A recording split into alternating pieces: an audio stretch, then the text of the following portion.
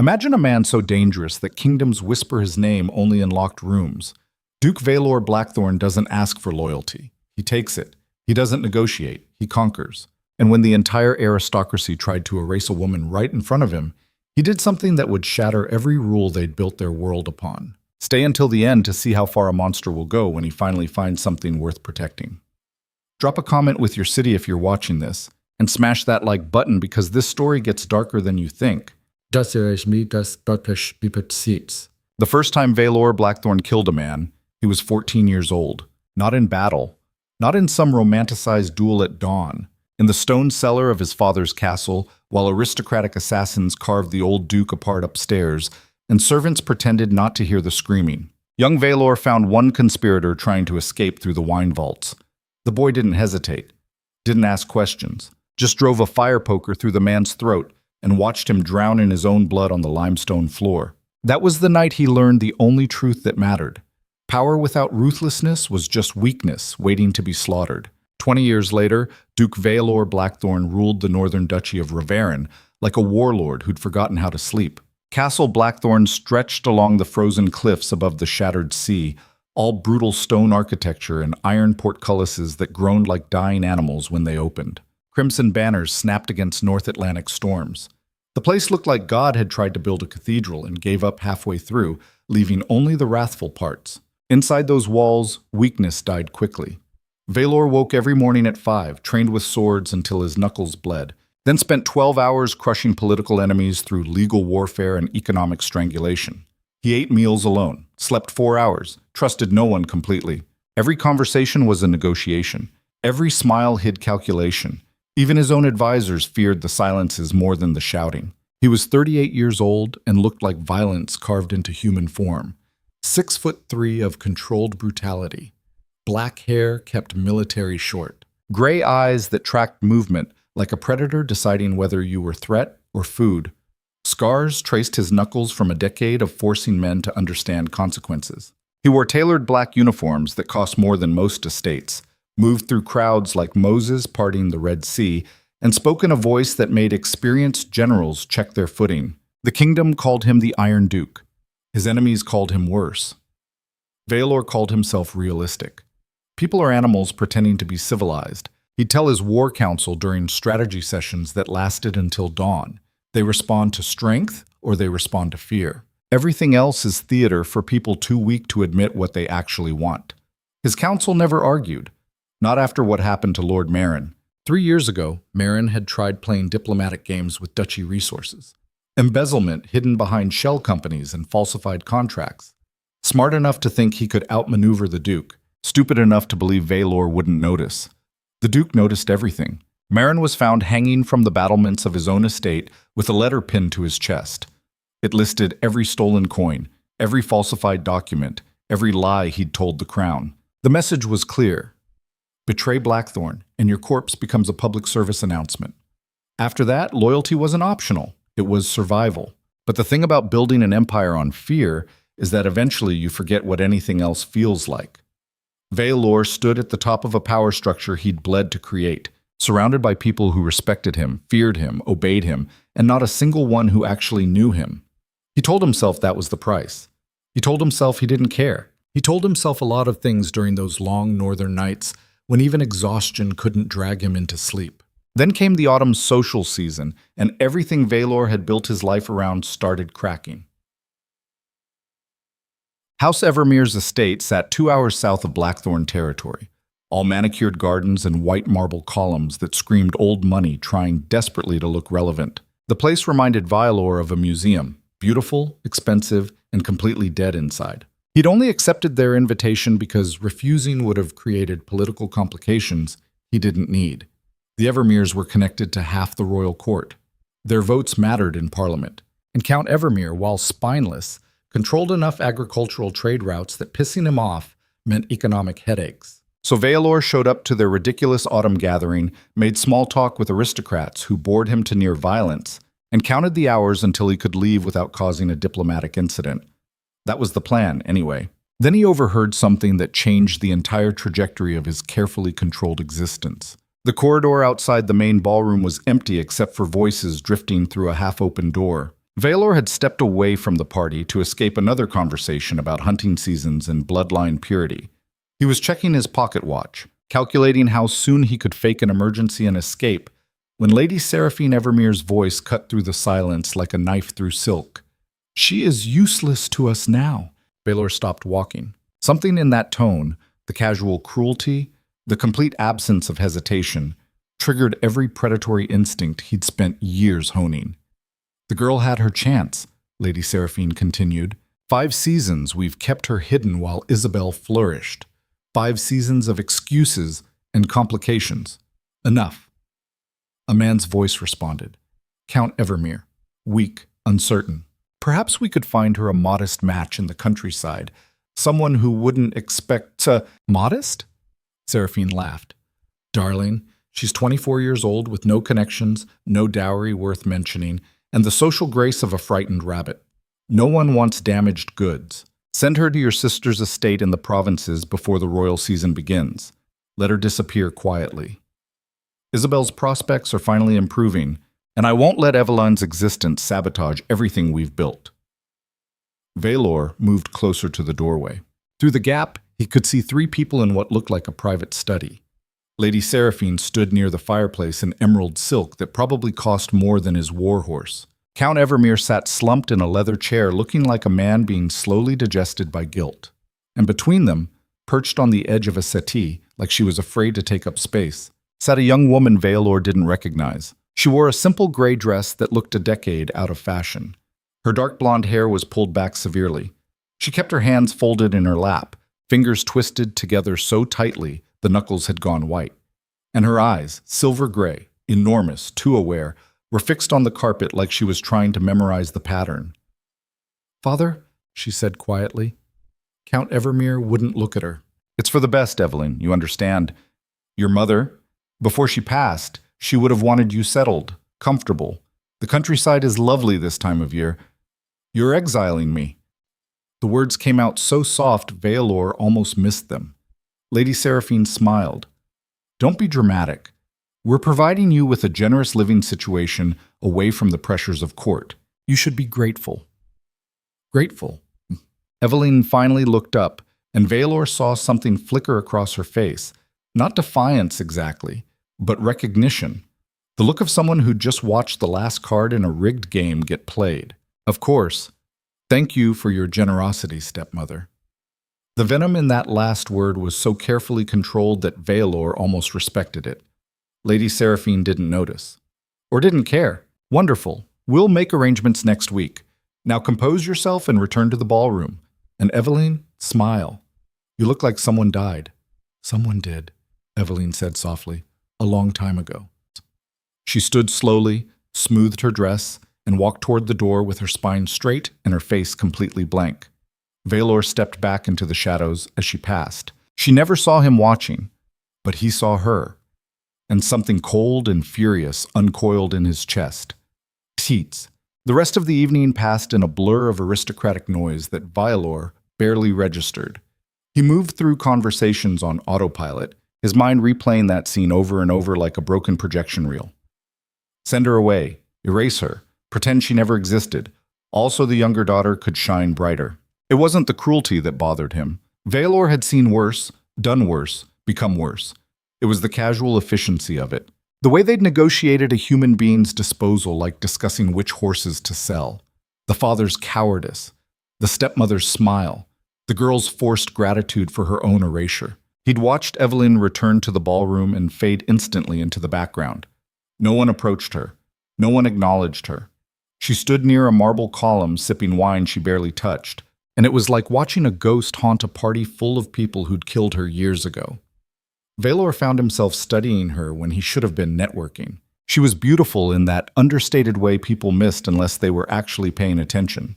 Sharp cheekbones, elegant neck, those strange silver gray eyes that seemed to absorb everything while revealing nothing. But it was her stillness that caught him. She didn't fidget or gossip or perform. She just existed, waiting for permission to leave, waiting for the night to end, waiting for her life to get small enough that she'd finally disappear completely. Something about it made him irrationally angry. Magnificent party, isn't it? Vaelor turned to find Lord Hadrian Cresswell, one of the king's advisors, holding champagne and wearing the expression of a man about to say something he thought was clever. "Adequate," Vaelor said flatly. "Ah, the Duke's famous warmth." Cresswell laughed. "Tell me, have you met the Evermere daughters? Isabel is quite the prospect this season. Stunning girl, perfect breeding. And the other one?" Cresswell looked confused. "Other one? Count Evermere has 2 daughters." "Oh, Evelyn." Cresswell waved his glass dismissively. "From the first wife. Tragic situation, really. The mother died when the girl was 12, and she's been difficult ever since. Shy, awkward. The family keeps her tucked away to avoid complications. Smart, really. Can't have damaged goods affecting the prime merchandise." He said it like discussing livestock. Vaelor's hand tightened around his own glass hard enough that Crystal groaned. "I see. Anyway, the king wanted me to ask about your position on the new trade regulations. Not tonight." Vaelor walked away before Cresswell could respond. He crossed the ballroom with single-minded focus, ignoring every attempt at conversation, until he stood directly in Evelyne Evermere's line of sight. She noticed him immediately. Her eyes widened slightly, recognition followed by instant wariness. Everyone in the kingdom knew what Duke Blackthorne looked like. Most tried to avoid his attention. "Miss Evermere." "Your Grace." She curtsied, movements precise but tense. This is unexpected." "I don't believe we've been introduced properly." "No, I stay out of society mostly. I'm sure you have far more important—" "Are you happy?" The question derailed whatever polite dismissal she'd been constructing. She stared at him like he'd started speaking another language. "I'm sorry?" "It's a simple question. Are you happy with your life?" Evelyn's throat worked. "I don't understand what your family is sending you away. I overheard the conversation earlier." Her face went pale, then red, then settled into something carefully neutral that probably took years of practice. "You were eavesdropping." "Yes. I was existing in a corridor. Your stepmother doesn't understand discretion." "Then you know this is a private family matter." "Family." Vaelor let the word hang with appropriate contempt. "Is that what you call people who erase you so their favorite can flourish?" Evelyn's composure cracked just slightly. "You don't know anything about my situation." I know cowardice when I see it. Your father won't defend you. Your stepmother wants you gone. And you're standing here pretending to be grateful while they steal your life. "Oh, what would you have me do?" The words came out sharper than she probably intended. "'Cause a scene? Fight back? For what? I have no position, no power, no— You have me interested." Silence crashed between them. Evelyn looked at him like he'd pulled a gun. "Why?" Good question. Vaelor wasn't entirely sure himself. Maybe it was recognition, 2 people shaped by violence in different forms. Maybe it was spite, the satisfaction of disrupting a system he despised. Maybe it was something more dangerous that he didn't have names for yet. "Because I'm offering you a choice," he said carefully. "Come to Blackthorne Hall for the royal season, under my protection. You'll attend court functions as part of my household. After the season ends, if you want to leave, I'll establish you independently, anywhere you choose. If you want to stay, we'll negotiate terms." "Why would you do that?" "Because your family is throwing you away, and I don't waste useful things." "Useful?" Evelyn's laugh was bitter. "That's what I am to you? Useful? Everyone is useful or they're nothing. At least I'm honest about it." She studied him for a long moment. Vaelor had the strange sensation of being dissected by those silver-gray eyes, assessed, categorized, understood in ways that made him uncomfortable. "What do you actually want from me?" she asked quietly. "Nothing you're afraid I want. This isn't about seduction or some romantic obsession. It's business. You need escape. I need—" He paused, realizing he hadn't actually finished that thought. "I need to prove a point." "What point?" "That the system these people worship is weaker than they think." Evelyn was quiet for so long that Vaelor thought she'd refuse. Smart move, probably. He was offering protection from a monster by becoming something a monster owned. Not exactly a fairy tale rescue. But then she lifted her chin slightly, and he saw something shift behind her eyes. If I agree, hypothetically, what would you expect in return? Presence. You'd attend functions with me, represent Blackthorne interests when I'm occupied, learn how to navigate court politics properly instead of hiding in corners. So I'd be, what? A political tool? Better than being erased. She flinched, but didn't argue. I need time to think. Oh? You have 3 days. After that, your family sends you to the countryside and this offer expires. That's not enough time. It's more than you had 10 minutes ago. Evelyn's hands were shaking slightly. She clasped them together tighter. Why me? Specifically, there are a dozen noble women in worse situations who'd— Because you are angry, Vaelor interrupted. Under all that trained politeness and forced gratitude, you're furious. I can see it. And anger is useful if you point it the right direction. He watched that land, watched her realize he'd seen through the performance to the truth underneath. 3 days, she whispered. 3 days. Vaelor turned and walked away before she could ask more questions he didn't have answers for. Behind him, he heard Lady Seraphine's voice cutting through the crowd. Evelyn, stop bothering important guests and help your sister with her introduction to Lord Marlowe. The fury that flashed through him then was so visceral he had to force himself to keep walking. 3 days. Either she'd show up at Blackthorne Hall with a bag packed and enough courage to burn her old life down, or she'd disappear into provincial obscurity and he'd forget this entire conversation. Except Vaelor knew he wouldn't forget, because he'd seen something in Evelyne Evermere's eyes that he recognized too well. The look of someone who'd survived by becoming invisible and was finally desperately tired of disappearing. She showed up on the 3rd day. Vaelor was in the training yard beating the hell out of a practice dummy when his steward appeared in the doorway looking distinctly uncomfortable. Your Grace, there's a situation. Handle it. I don't think I can, sir. There's a young woman at the main gates, Miss Evelyne Evermere. She has 2 bags and a letter from her father officially releasing her from family obligations. The steward paused. She says you're expecting her. Vaelor drove his fist through the dummy's chest, hard enough to split wood. Bring her inside. Put her in the East Wing guest chambers. Make sure she has everything she needs. Sir, if I may, the household doesn't know how to. What is she exactly? Guest? Ward? Should we? She's under Blackthorne protection. That's all anyone needs to know. Now move. The steward fled. Vaelor stood in the wrecked training yard with his knuckles bleeding and his heartbeat doing something strange in his chest. She'd actually come. She'd chosen burning everything down over disappearing quietly. Either very brave or very desperate. Possibly both. He cleaned up quickly and headed inside, taking the back corridors to avoid his hovering staff.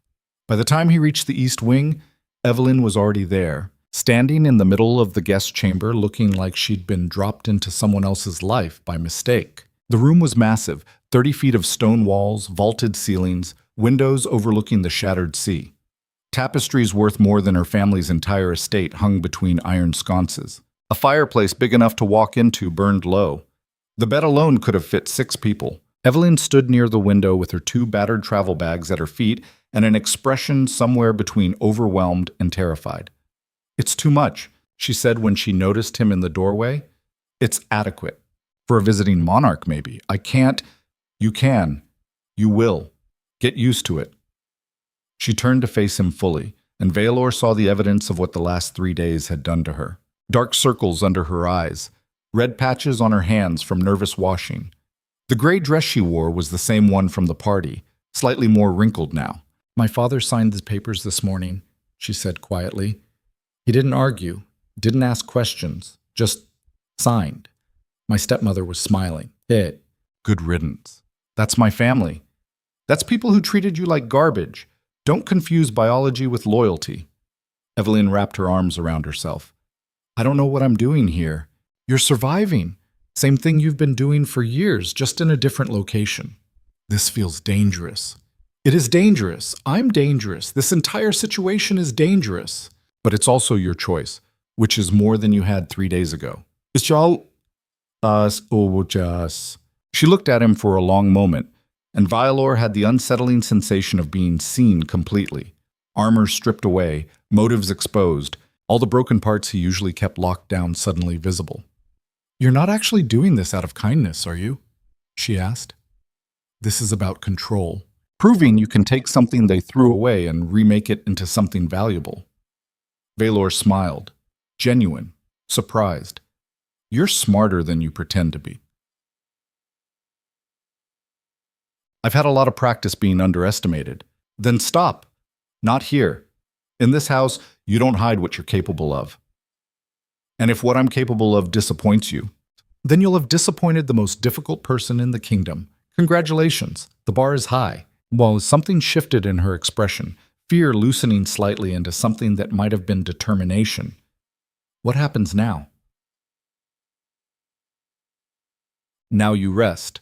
Tomorrow we start rebuilding you into someone these aristocratic vultures can't ignore. Next week, we attend the preseason diplomatic reception at the Winter Palace. You'll walk in beside me, and every person who ever dismissed you will realize they made a catastrophic mistake." "Just like that?" "Just like that." Evelyn exhaled slowly. "You make it sound simple. It is simple. Everything else is just people pretending otherwise to feel important." She almost smiled at that. Almost. "Thank you," she said quietly, "for this, whatever this is. Don't thank me yet. You haven't seen what I'm actually like when I'm focused on something." "Should I be worried?" "Probably." Vaelor left before the conversation could get more complicated. Behind him, he heard Evelyn sink onto the massive bed with a sound somewhere between exhaustion and relief. And somewhere deep in the fortress he'd spent 20 years building around himself, something fundamental started to shift. He told himself it was just satisfaction at disrupting the social order. He told himself it was strategic positioning for the royal season. He told himself it didn't matter that for the first time in decades, Castle Blackthorne felt slightly less empty. He told himself a lot of things. None of them were quite true. Wait, the real war hadn't even started yet. But when it did, when the kingdom finally understood what Duke Vaelor Blackthorne was willing to destroy for the woman currently, unpacking 2 battered bags in his east wing, they'd realized too late that they'd mistaken a declaration for a suggestion. And by then, there'd be nothing left to negotiate. The first week at Blackthorne Hall, Evelyn barely left her room. Not because Vaelor locked her in.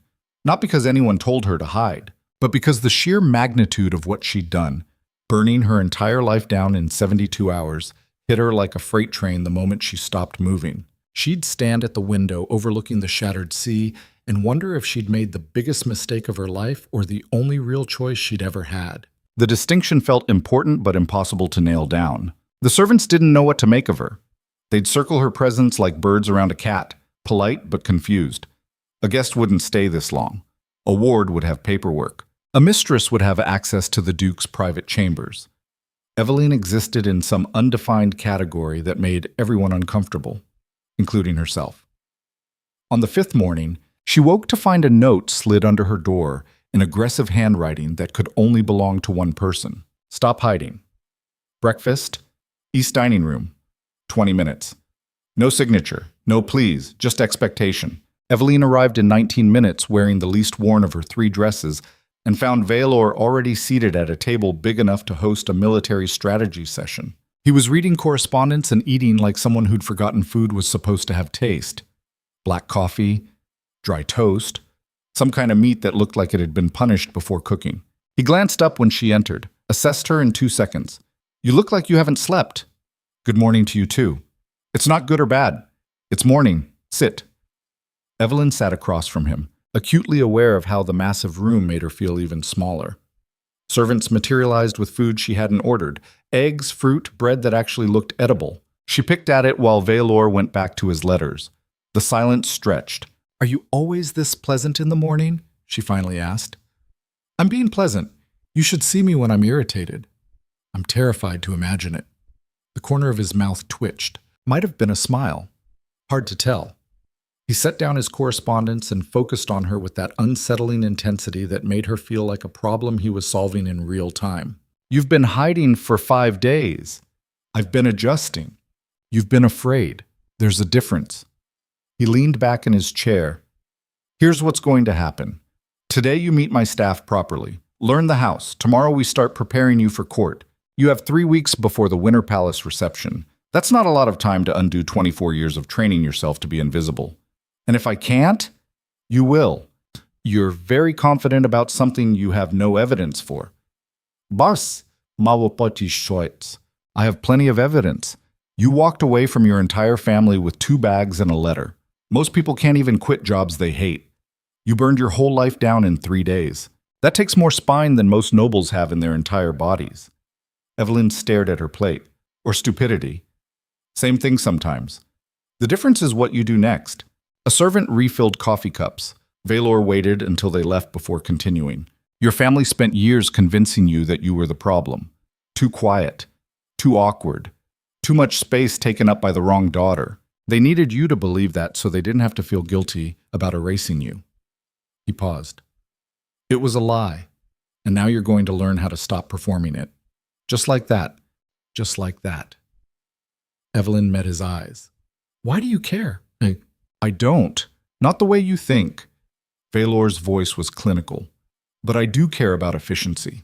And watching capable people waste themselves because someone else needs them, small pisses me off. It's inefficient, disrespectful, bad resource management. So I'm a resource. Everyone's a resource. The question is whether you're being used well or used up. Your family was using you up. I'm offering you the alternative. It should have sounded cold. It was cold. But there was something almost comforting about the brutal honesty of it. No fake sympathy, no performative rescue fantasy, just transactional clarity. What if I'm not capable of what you think I am? Evelyn asked quietly. Then you'll fail, and I'll adjust expectations, but I don't think you will. You barely know me. I know enough. You survived 24 years in a family that wanted you gone without breaking completely. That's not weakness, that's endurance. And endurance is just controlled violence pointed inward instead of outward. He stood. Time to point it somewhere else.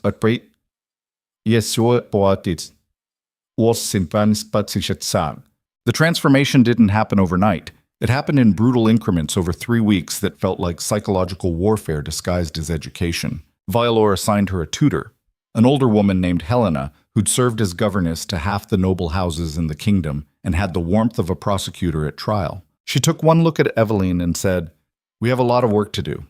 The work was humiliating, not because it was difficult, but because it forced Evelyn to confront how thoroughly she'd been trained to disappear. Helena made her practice walking across a room without apologizing with her posture, made her hold eye contact during conversations until it stopped feeling like aggression, made her speak opinions without softening them with maybe or I think, or if that makes sense.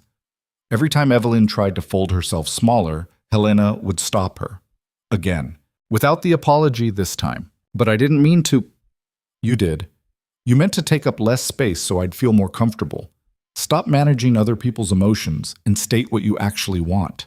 It was like physical therapy for a personality that had been broken on purpose. The worst part was realizing how automatic it all was. Evelyn would catch herself mid-sentence adding qualifiers that gutted whatever point she was making. She'd watch her own hands twist together like they were apologizing for existing. She'd hear herself laugh at things that weren't funny just to ease tension she hadn't created. 24 years of survival instincts screaming that being small kept you safe. Helena was merciless about breaking it. You're not small. You're strategic. There's a difference. Small is what weak people do because they're afraid. Strategic is what intelligent people do because they're planning. You've been strategic your whole life. Now learn to do it without disappearing. Between etiquette sessions, Vaelor would pull her into his study for what he called tactical briefings, but felt more like interrogations. He'd describe a political situation, complex, multi-layered, full of hidden agendas, and ask her what she'd do. At first, Evelyn would freeze, give safe answers designed not to offend anyone, try to find compromise positions that kept everyone comfortable. Vaelor would destroy those answers with surgical precision.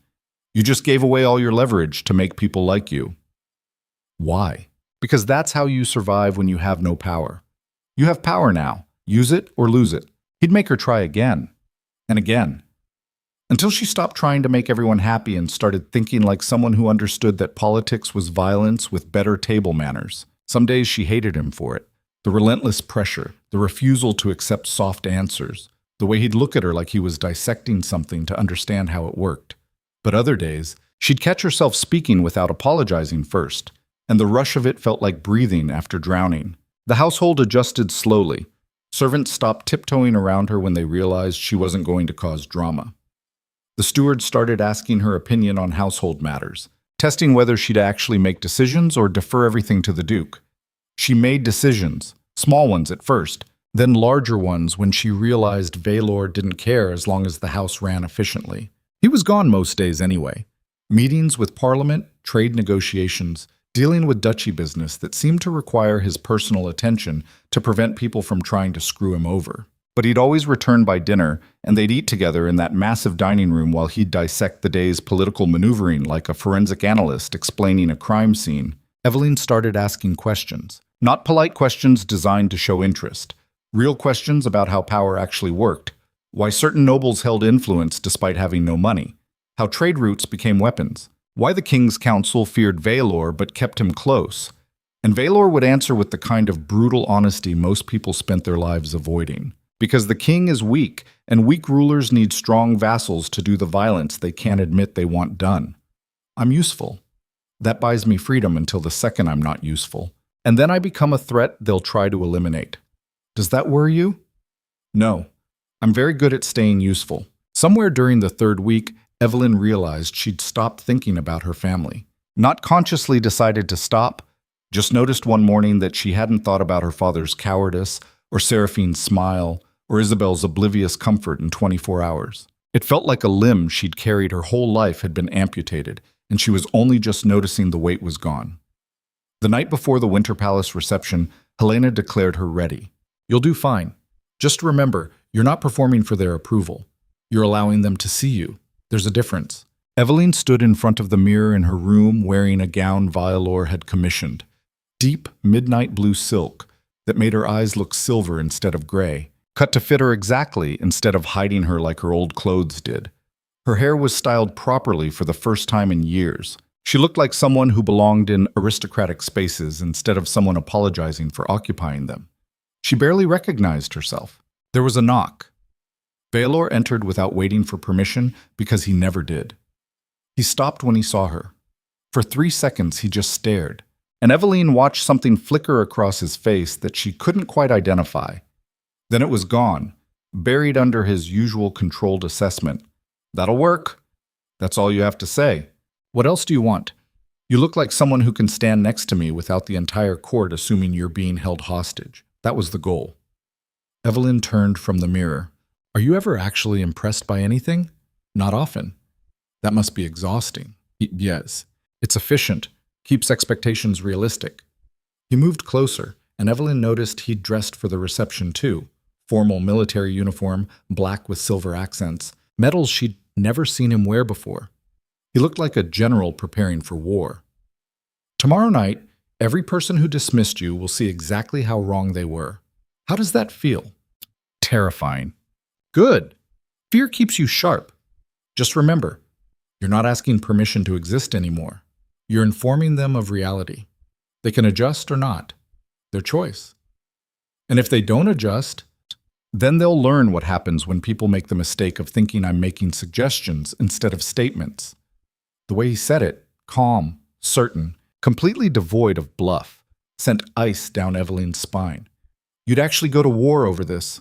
I don't bluff, ever. If I say something, I mean it. If I claim something, I keep it. You're under Blackthorne protection now. That's not a metaphor. Evelyn studied him. This stopped being about proving a point, didn't it? Vaelor's expression didn't change, but something in his eyes sharpened. Get some sleep. Tomorrow's going to be brutal. He left before she could push further. Evelyn stood alone in her room, staring at the closed door, and realized with absolute clarity that she'd just walked into something far more dangerous than her family's cruelty. Because cruelty she understood. But Vaelor Blackthorne's version of protection felt like being claimed by something that didn't know how to let go once it decided you belonged to it. And the truly terrifying part was how much she wanted to belong somewhere, even if that somewhere came with fangs. Ooh. The Winter Palace reception was exactly as brutal as promised. Evelyn walked through the entrance beside Vaelor, and the entire ballroom went silent in waves as people noticed. Not subtle glances, full body turns. Mouths dropping open. The visible ripple of shock moving through aristocratic crowds like a stone thrown into still water.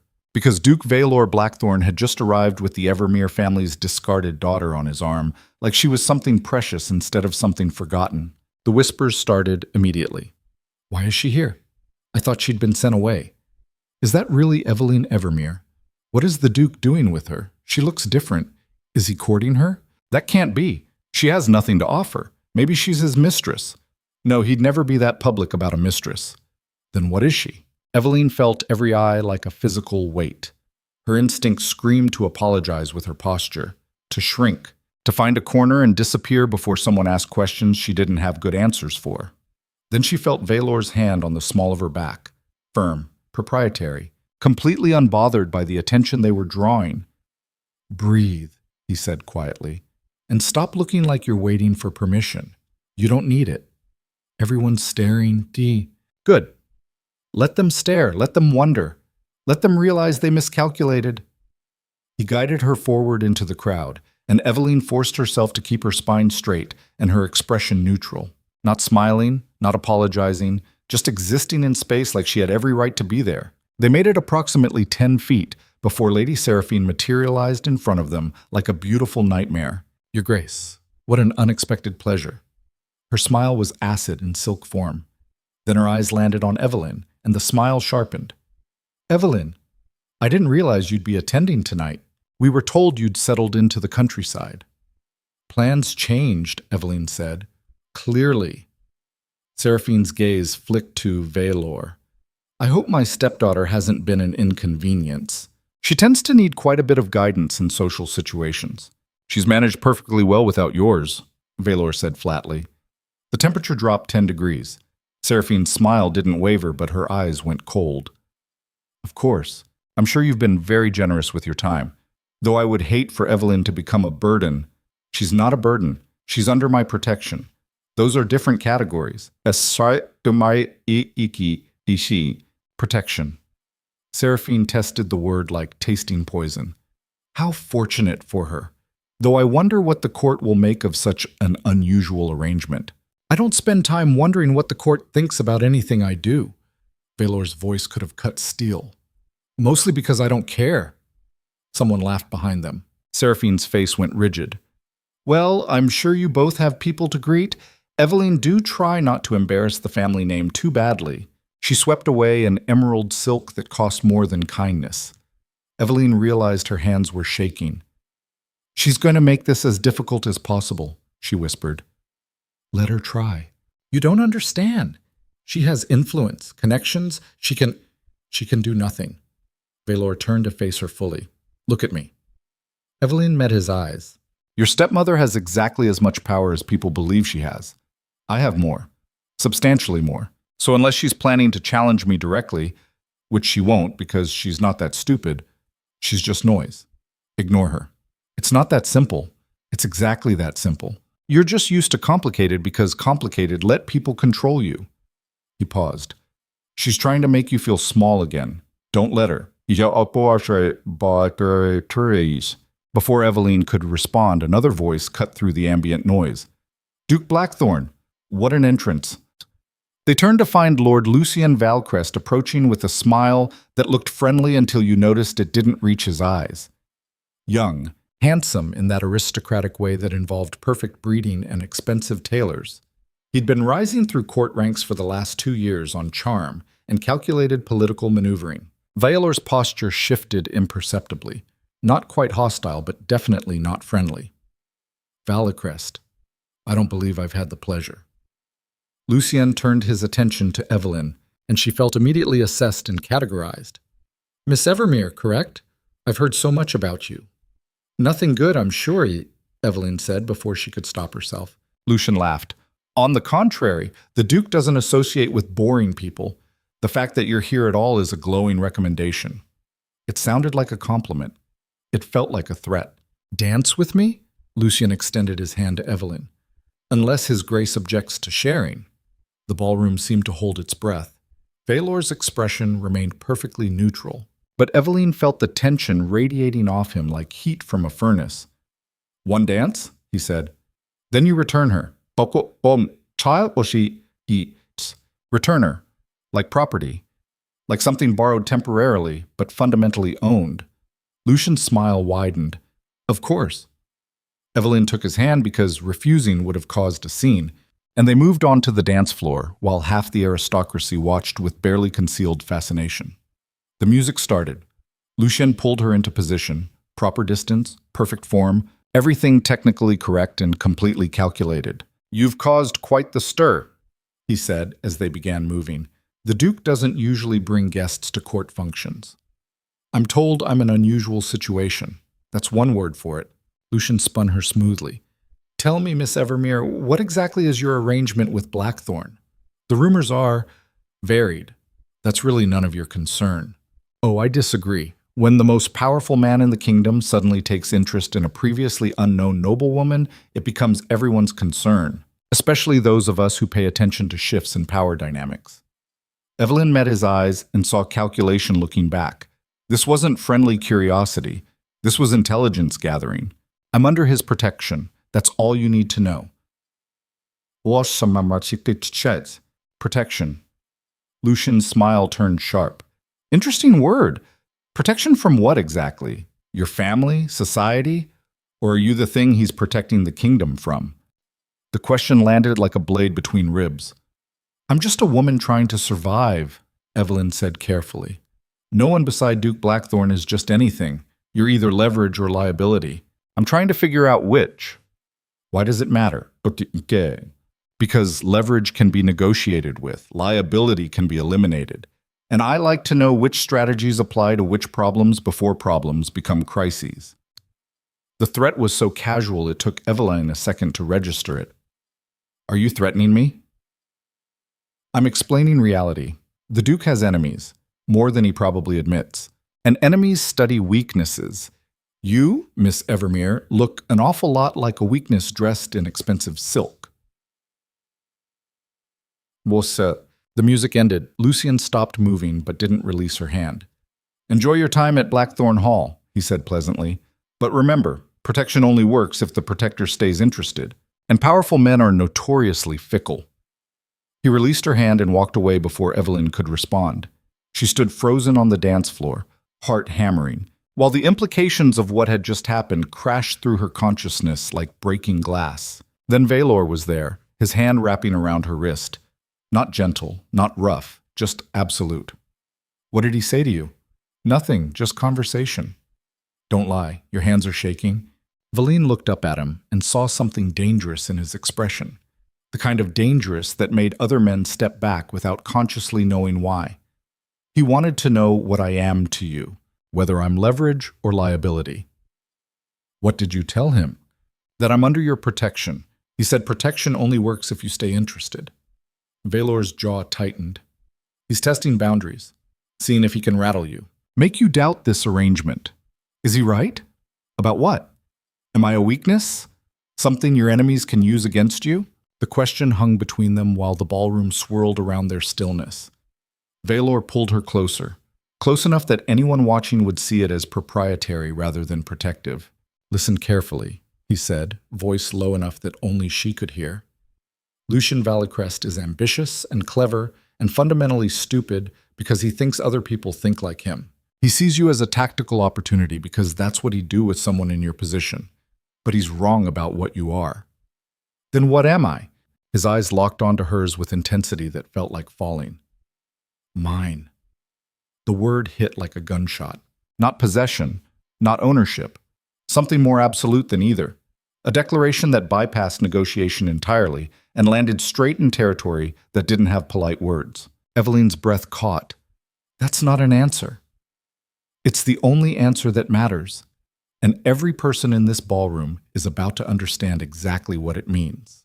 Before she could ask what he meant, Vaelor turned and started walking, still holding her wrist, pulling her with him, directly toward the center of the ballroom where the king stood, surrounded by advisors and nobility. People parted like water. The king noticed them approaching. So did everyone else.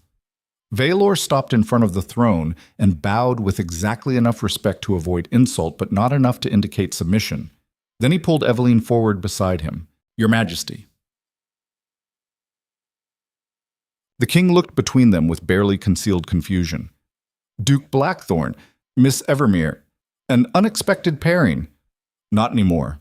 Vaelor reached into his jacket and pulled out a small leather box. He opened it in full view of the court. Inside was a ring. Not just any ring. The Blackthorne signet ring. Ancestral, irreplaceable. Worn by heads of the family for 6 generations. Heavy platinum with the house crest carved in obsidian. The gasps were audible. Because that ring didn't get removed. Didn't get shared. Didn't get given to anyone except... Vaelor took Evelyne's hand, slid the ring onto her finger before she could process what was happening. Miss Evelyne Evermere is now under the full protection of House Blackthorne.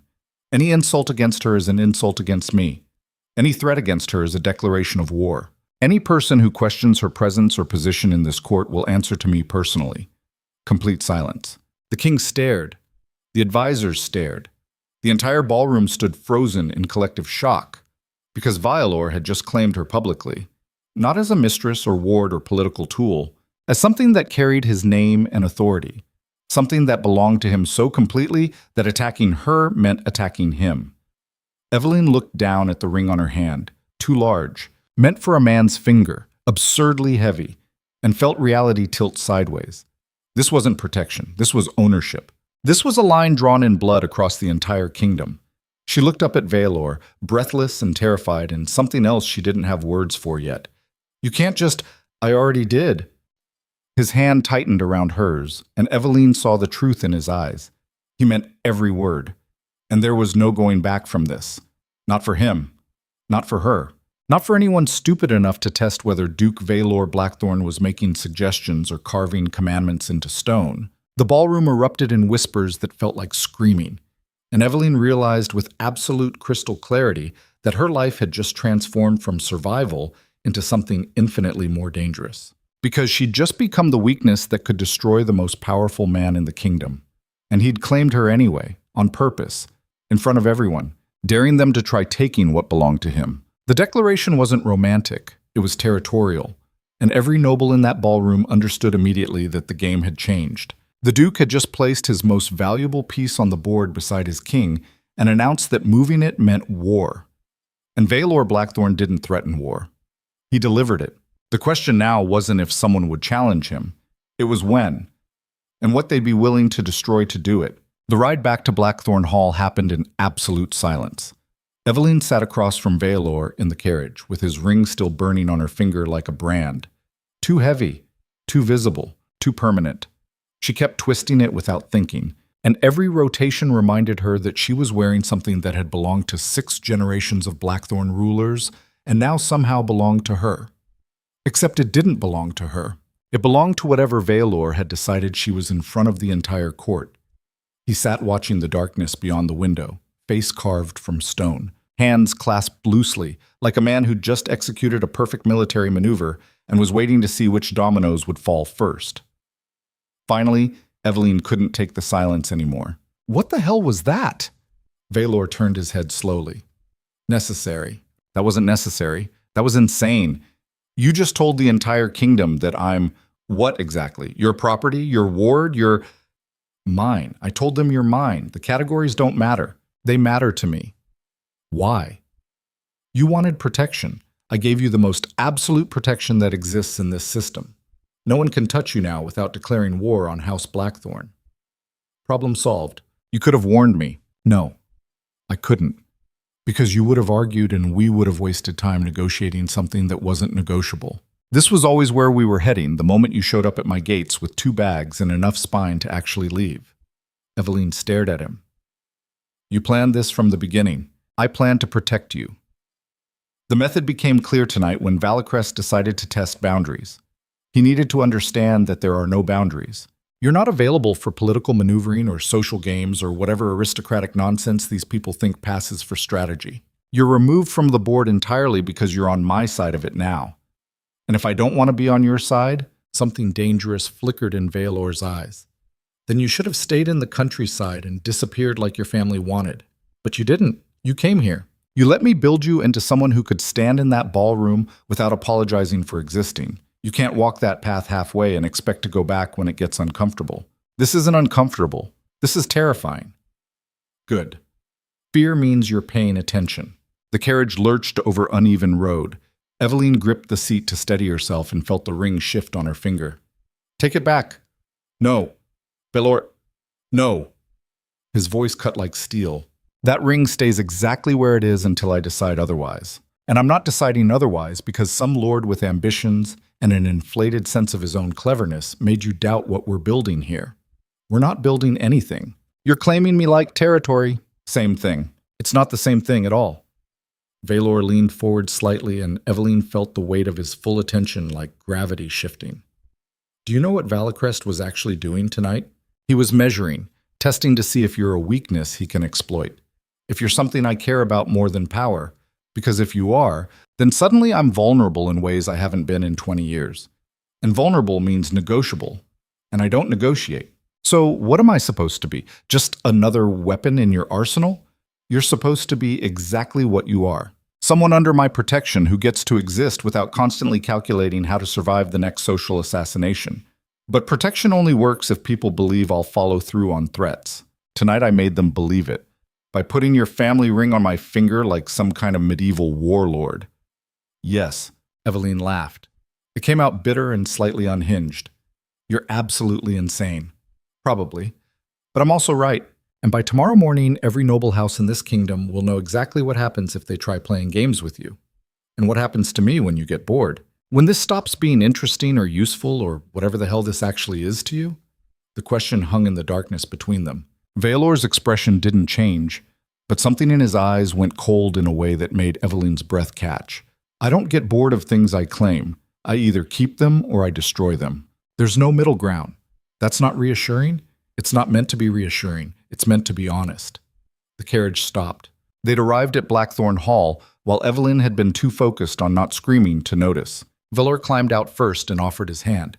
She took it because refusing felt like admitting defeat, and she'd spent 3 weeks learning how to stop losing battles she didn't have to fight. Inside the entrance hall, servants materialized to take coats and announce that refreshments were waiting in the sitting room if required. Vaelor dismissed them with a gesture and started walking toward his private study. Evelyne followed because the alternative was standing alone in an entrance hall, trying to process the fact that her entire life had just been rewritten in front of 500 aristocrats. The study was all dark wood and leather chairs and shelves full of military strategy texts that looked actually read instead of decorative. Vaelor poured 2 glasses of whiskey without asking if she wanted any and handed her one. She drank it in one swallow. He raised an eyebrow. Impressive. I spent 24 years surviving a family that wanted me erased. I can handle liquor. Vaelor poured her another glass, then leaned against his desk and studied her with that unnerving focus that felt like being dissected. You're angry. Of course I'm angry. You just... What, protected you? Claimed you publicly, so no one would question whether you belong here? Made it impossible for your family or Valicrest or anyone else to try erasing you again? You made me yours without asking if that's what I wanted. Would you have said yes if I asked? Evelyne opened her mouth, closed it, because the honest answer was she didn't know, and not knowing meant Vaelor had been right to bypass the question entirely. That's what I thought, he said quietly. You're still thinking like someone who needs permission, like your worth is determined by whether other people approve. I'm trying to break you of that before it gets you killed. Killed? Do you think tonight was just social theater? Valicrest didn't threaten you because he's bored. He threatened you because he's calculating whether removing you from the equation gives him leverage over me. And if he thinks the answer is yes, he'll try. So will others. Then maybe you shouldn't have made me visible. Too late. You were already visible the second you walked away from your family and showed up here. All I did tonight was clarify the consequences of touching what's under my protection, by making me wear your ring like some kind of trophy. Vaelor's jaw tightened. Is that what you think this is? A trophy? What else would it be? He moved so fast she didn't have time to react. 1 second he was across the room. The next he was in front of her, close enough that she could see the fury barely contained behind his eyes. Do you have any idea what that ring means? My father wore it when he negotiated trade agreements that kept this duchy alive during famine. My grandfather wore it when he led armies against northern raiders who wanted to burn our territories to ash. 6 generations of Blackthorns have worn that ring while building an empire that terrifies kingdoms. And I put it on your finger because I'm telling every person who ever dismissed you that they made a catastrophic mistake. Then why? Evelyne's voice cracked. Why me? I'm nobody. I have nothing to offer you except you survived. Vaelor's voice dropped. You survived 24 years of being systematically erased by people who should have protected you, and you're still standing here arguing with me instead of breaking. That's not nothing. That's the most valuable thing I've seen in years of watching nobles perform strength they don't actually have. The words hit like a physical blow. Evelyne felt something crack inside her chest. Some wall she'd spent years building to keep from feeling too much, or wanting things she couldn't have, or believing she mattered to anyone. I don't know how to be what you're asking me to be. Then learn. You have time. What if I can't? Then you'll fail, and I'll adjust, but I don't think you will. He stepped back, giving her space to breathe again. Go to bed, he said.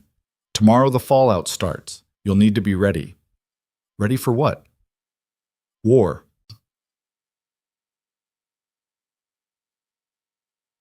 The war started at breakfast. A courier arrived at dawn with a letter bearing the royal seal. Vaelor read it standing in the entrance hall, still wearing yesterday's clothes, because he'd apparently never gone to bed. His expression went dangerously calm in that way that meant someone was about to have a very bad day. What is it? Evelyne asked from the staircase. Vaelor looked up. The king requests our presence at court this afternoon. Formal audience. He wants to discuss the implications of last night's announcement. Which means someone convinced him that me claiming you publicly represents a political threat, and now he needs to determine whether to support it or shut it down before it destabilizes existing power structures. Can he do that? He can try. Whether he succeeds depends on how much pressure his advisors put on him and how much I'm willing to compromise. And how much are you willing to compromise? Vaelor smiled. It wasn't a pleasant smile. None. They arrived at the palace 3 hours later wearing formal court attire that felt like armor. Evelyne had dressed carefully in deep burgundy silk with her hair pulled back to show her face instead of hiding it, and Vaelor's ring on her finger where everyone could see it. The throne room was packed. Not just the usual court attendees, every major noble house had sent representatives. Lord Valcrest stood near the front with several other young ambitious lords. Lady Seraphine was there with Count Evermere looking miserable beside her. Even people Evelyne didn't recognize had shown up to watch whatever political theater was about to unfold. The king sat on his throne looking like a man who'd rather be anywhere else. 58 years old, decent ruler, weak spine when it came to standing up to his advisors. Vaelor had explained it all during the carriage ride. The king keeps power by balancing factions against each other. Last night I disrupted that balance by claiming you without getting permission first. Now he has to reassert authority or risk looking irrelevant. They approached the throne, bowed, waited. The king studied them both for a long moment. Duke Blackthorne, Miss Evermere, thank you for attending on such short notice. Your Majesty. Vaelor's voice was perfectly respectful and completely unyielding. How can we serve? The king glanced at his advisors, cleared his throat. Last night you made a rather dramatic announcement regarding Miss Evermere's status within House Blackthorne. While I appreciate your dedication to protecting those under your care, several members of court have expressed concern about the precedent this sets. What precedent is that? An elderly advisor stepped forward. Lord Pemberton. Ancient family, conservative politics. Voice like gravel. The precedent of a duke claiming a noblewoman without proper courtship, family approval, or royal consent. You've essentially declared Miss Evermere as having Blackthorne authority without any of the legal frameworks that usually govern such arrangements. She's under my protection. I don't need legal frameworks for that. You need permission, Pemberton said sharply. From her family, from His Majesty, from the systems that prevent powerful men from simply taking whatever they want. I'm not taking anything. I'm protecting someone your systems failed to protect for 24 years. A murmur ran through the crowd. Count Evermere shifted uncomfortably. Lady Seraphine's expression could have cut glass. The king raised a hand for silence. Duke Blackthorne, I understand your intentions. However, the concern remains that you've created a situation where Miss Evermere exists in an undefined legal status that could be exploited by those wishing to challenge House Blackthorne's authority. Then they can challenge me directly instead of using her as leverage. That's precisely the problem. Lord Vaelor stepped forward smoothly. Your Grace has essentially painted a target on Miss Evermere's back by making her your weakness. She's not my weakness. She's under my protection. Different category. Is it? Vaelor smiled. Because it seems to me that you've just given your enemies a very clear path to destabilizing your power. Threaten the girl, force you to react, watch you overextend to protect her. It's a fairly obvious strategy. Then it would be stupid to attempt it, unless someone was willing to take the risk.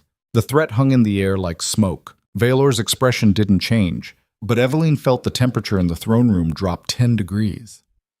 Are you threatening her? Vaelor's voice was soft, deadly. I'm explaining political reality. Vaelor's smile widened. Miss Evermere is now the most valuable piece on the board precisely because removing her removes your focus. Some might consider that an acceptable trade. Then let me explain a different reality. Vaelor moved forward one step. Anyone who touches Evelyne Evermere doesn't get negotiations, doesn't get warnings, doesn't get mercy. They get hunted down and destroyed so thoroughly that their families spend generations trying to rebuild from the ashes. Is that clear enough, or should I use smaller words? Complete silence. The king looked alarmed. Duke Blackthorne, I'm not finished. Vaelor's eyes locked onto Vaelor. You want to test whether I'm bluffing? Try me. Touch her. Threaten her. So much as look at her wrong. And I will burn your entire house to the ground while you watch. That's not a metaphor. That's a schedule. Vaelor's smile faltered slightly. Your Grace, Pemberton interjected, threats against nobility in the king's own throne room are appropriate when nobility forgets their place. Vaelor turned back to the king. Your Majesty, I've served the crown faithfully for 20 years. I've negotiated your trade agreements, won your wars, eliminated your political problems, and in return I've asked for very little. But I'm asking now. Evelyne Evermere is under Blackthorne protection. That's not negotiable. Support it or oppose it. Your choice. The ultimatum landed like a bomb. You can't demand the king's support, Pemberton sputtered. That's not how... I just did. Vaelor didn't look away from the king, and His Majesty is intelligent enough to understand that opposing me on this means losing my cooperation on everything else. So the question becomes, is forcing me to follow social conventions worth losing the person who actually keeps this kingdom running? The king's face went red, then pale, then something between frustrated and resigned. This is highly irregular. Most valuable things are. A long silence. Then the king sighed. Fine.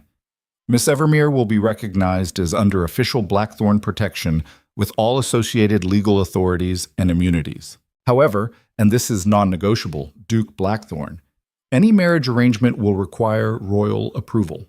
I will not have you circumventing succession laws. Agreed. The word came out so fast Evelyn's head snapped toward Vaelor. Had he just agreed to ask permission to marry her? When had marriage become part of this equation? The king looked equally surprised, but recovered quickly. Then this matter is settled. Miss Evermere, you have the crown's recognition. Use it wisely. Evelyn curtsied because her body knew what to do, even when her mind was spinning. Thank you, Your Majesty. They were dismissed. The crowd parted as they walked back through the throne room. Evelyn felt every eye tracking them like predators watching prey decide whether to run. Outside, Vaelor headed straight for the carriage without speaking. Evelyn followed and waited until they were moving before exploding. Marriage? That's what you agreed to? Royal approval for marriage? It was a reasonable compromise to get what I actually wanted, which was legal protection that makes you untouchable. The marriage clause doesn't matter because I have no intention of asking anyone's permission for anything. So you lied to the king. I agreed to terms I have no intention of following. That's politics. Evelyn stared at him. You're going to get us both killed. No. I'm going to keep you alive and everyone else afraid. There's a difference. The carriage rolled through the capital while Evelyn tried to process what had just happened. The king had capitulated. Vaelor had threatened her openly and gotten obliterated for it. Her family had stood silent while their discarded daughter became untouchable. And Vaelor had just declared war on anyone stupid enough to test him. She should have felt safer. Instead, she felt like a target, because Vaelocrest had been right about one thing. She was now the clearest path to destabilizing Vaelor's power. Remove her from the equation, and suddenly the unshakable Duke had something to lose, something that could break him. And broken men made mistakes. "That's what you're thinking," Vaelor said quietly. "I can see it on your face." "What?" "That you've become my weakness, that I've made you vulnerable by caring too much. Haven't you?" "No." "Because weakness is only weakness if I'm not willing to follow through on consequences. And I'm willing to follow through on everything I said in that throne room. Touch you, and I end them. Completely. No negotiation, no mercy, no second chances. That's not sustainable. It doesn't have to be sustainable. It just has to be believed." The carriage turned onto the northern road toward Blackthorne territory. And for 3 weeks, Evelyn started to believe he was right. The court adjusted. Slowly. Grudgingly. But they adjusted. Nobles who'd ignored her before now nodded when she passed. Invitations arrived for events she'd never been invited to. Even her family sent a stiff formal letter acknowledging her new status under Blackthorne protection. Everything seemed to stabilize. Vaelor stayed close. Not smothering, he still disappeared for duchy business, but always there when she needed him, teaching her how to read political maneuvering, how to identify threats before they materialized, how to use silence as a weapon. She started feeling almost safe. That should have been the warning, because people who feel safe stop watching for knives. The attack came during a diplomatic dinner 3 weeks after the throne room confrontation. Minor foreign ambassadors. Routine negotiations. Boring enough that Vaelor had almost declined before deciding the optics mattered. Evelyne attended because she attended everything now. Visible, protected, wearing his ring like armor. The dinner happened in a private hall rented by the Royal Diplomatic Corps. 20 guests. Controlled environment. Guards outside. Safe. Evelyne excused herself between courses to find the washroom. Vaelor watched her go with that hawk-like attention he always had when she left his immediate vicinity. She smiled slightly to reassure him and disappeared down the corridor. The washroom was empty, quiet.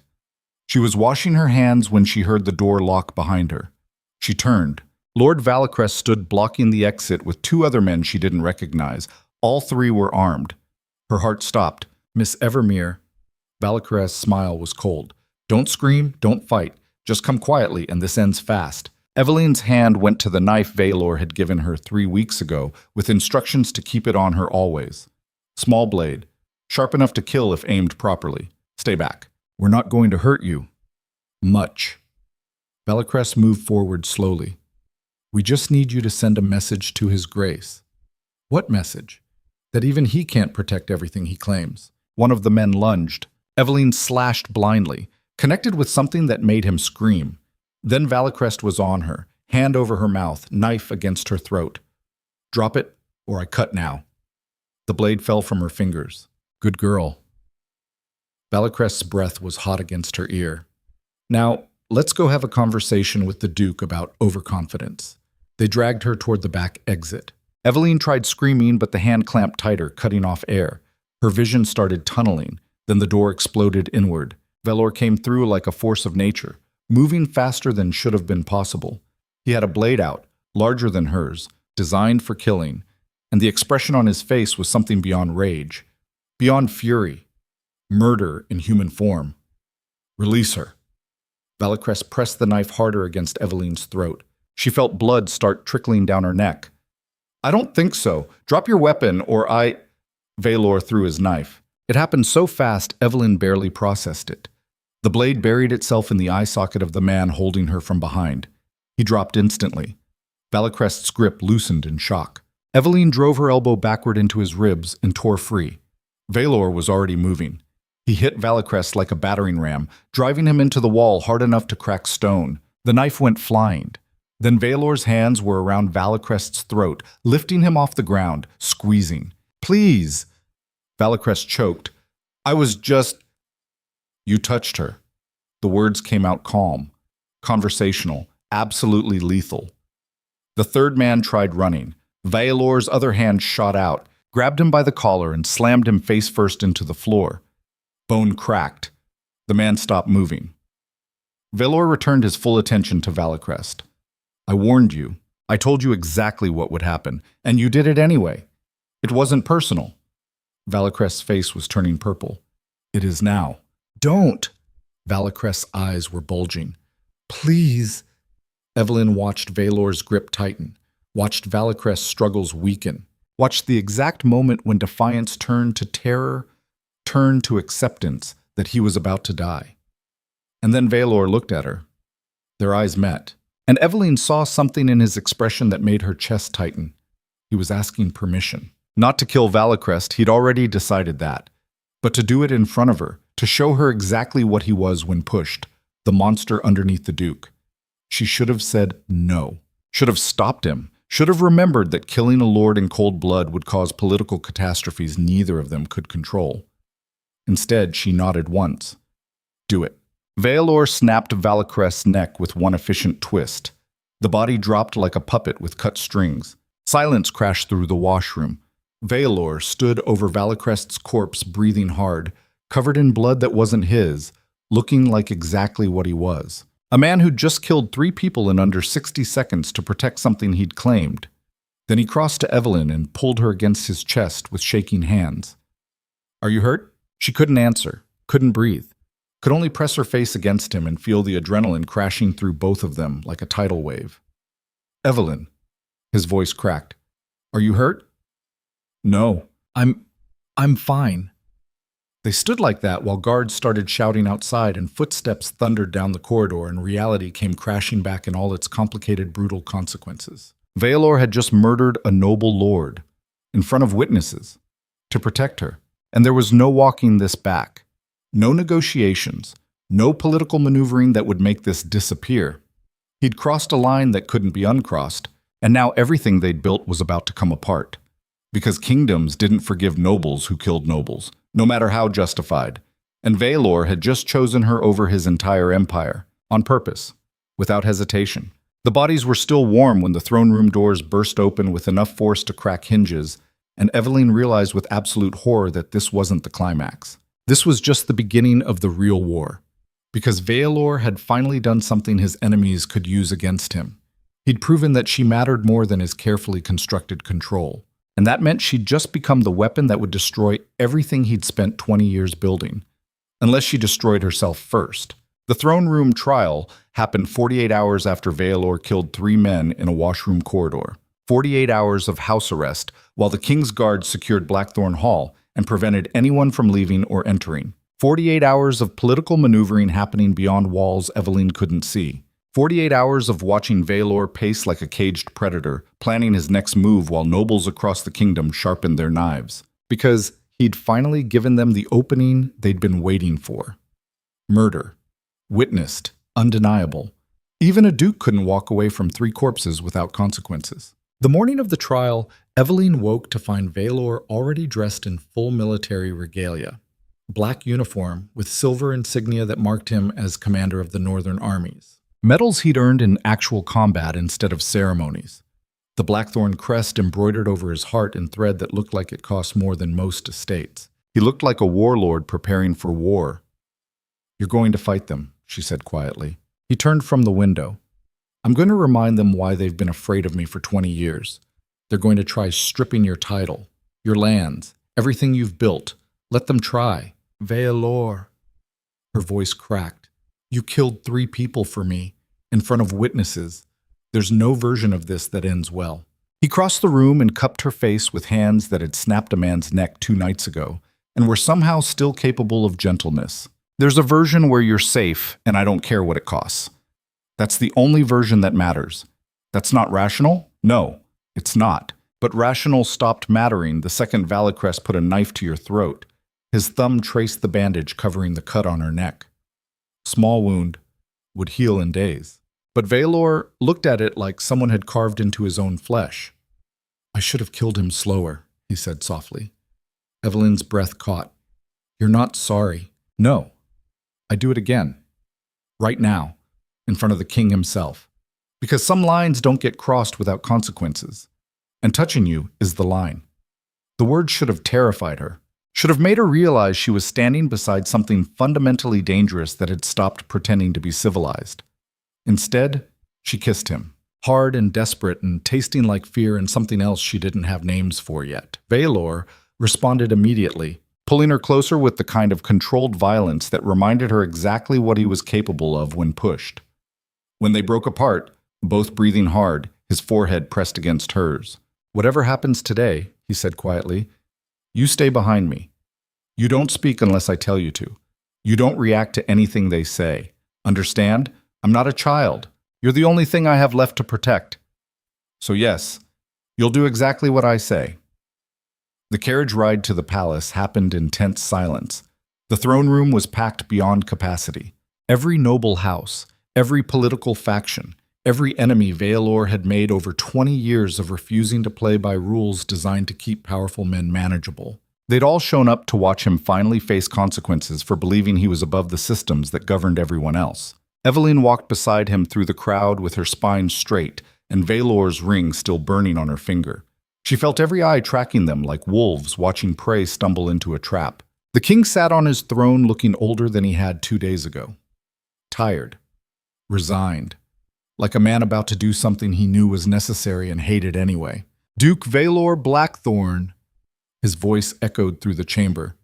"You stand accused of murdering Lord Lucian Valcrest and 2 retainers during a diplomatic function under crown protection. How do you answer these charges?"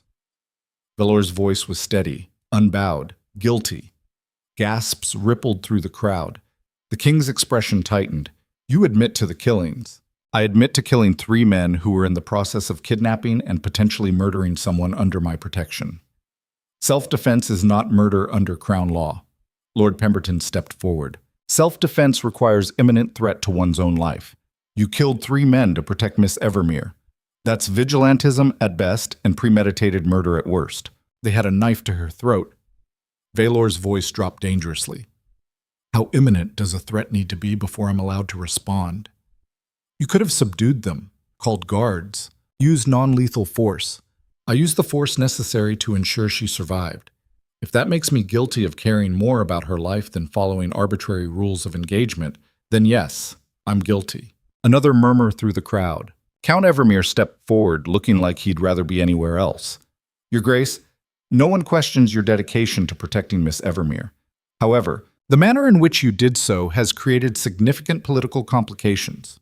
Lord Valcrest was a member of the King's Council. His family demands justice. Then his family should have raised him better than to kidnap noble women under crown protection. That's not—" Evermere stammered. "You can't just—" "I can. I did. And I'll do it again to anyone else who thinks threatening her is an acceptable political strategy." The king raised his hand for silence. "Duke Blackthorne, I understand your position. However, the law must apply equally to all nobility regardless of rank or justification.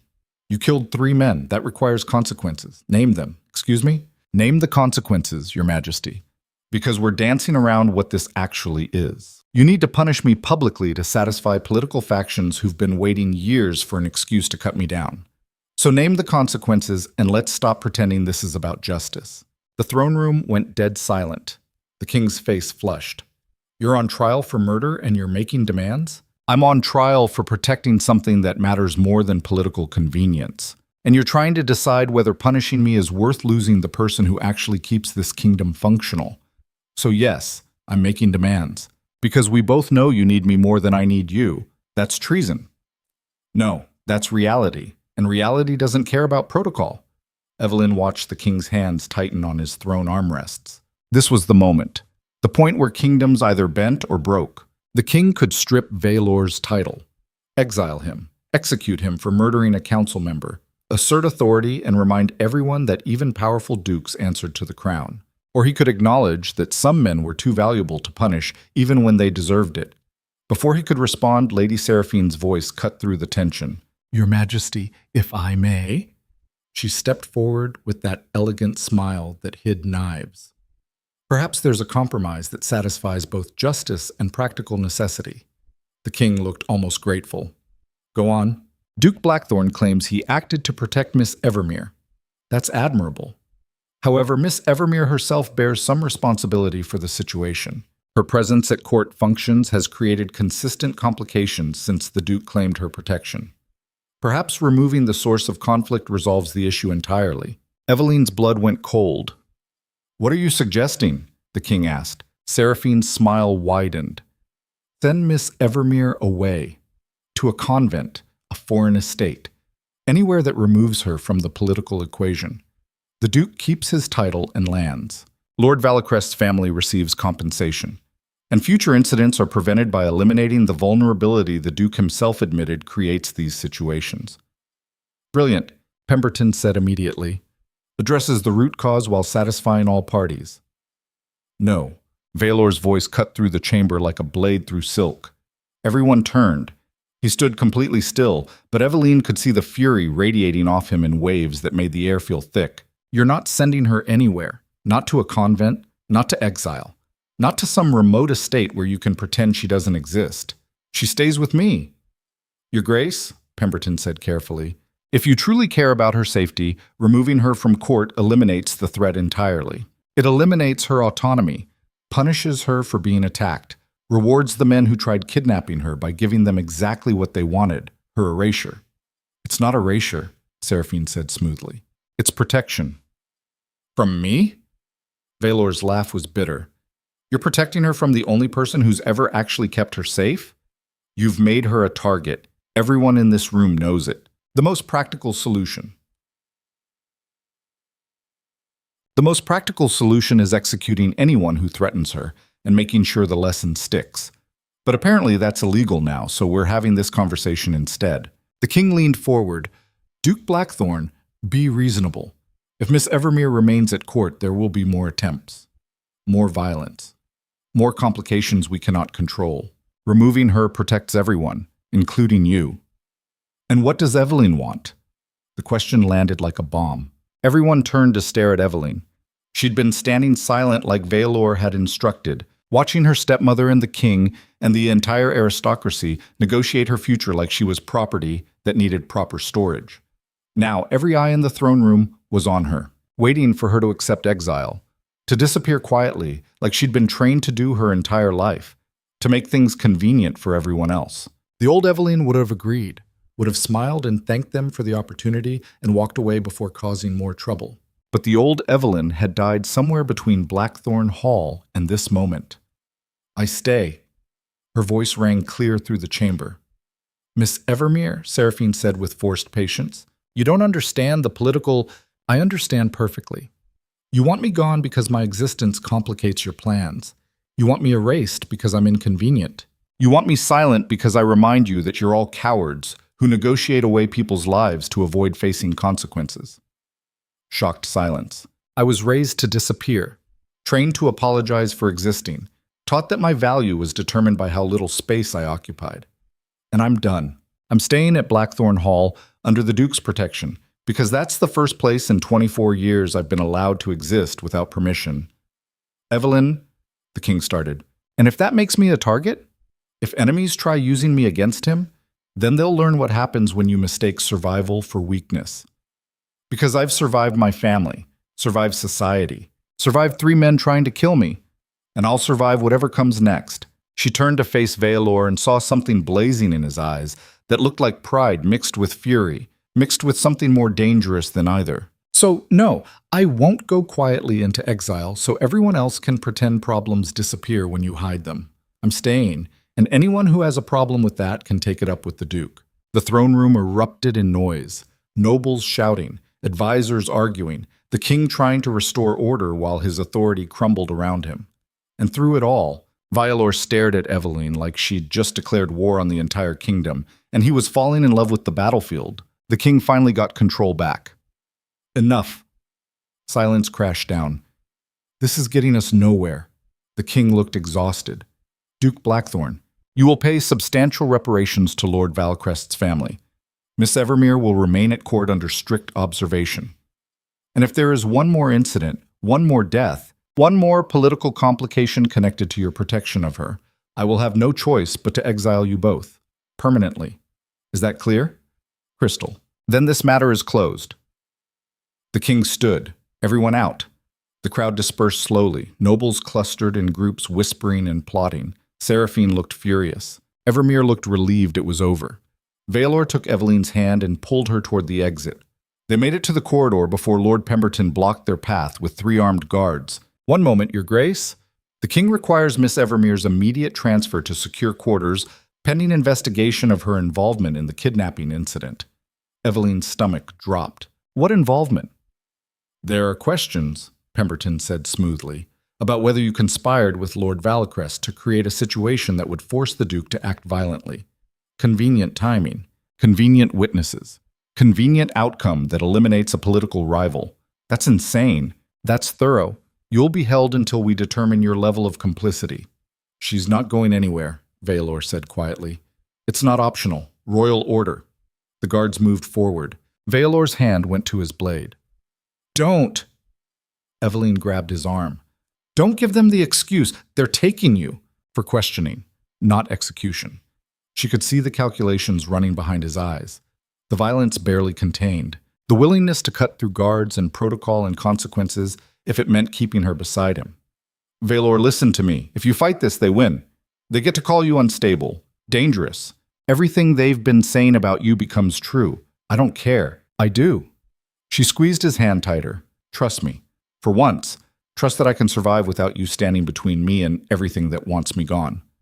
Something in his expression cracked. "I can't. You have to.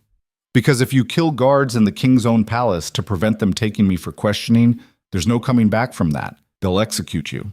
And then I lose the only person who ever made me feel like I mattered." The words hit him like physical blows. Evelyn turned to Pemberton.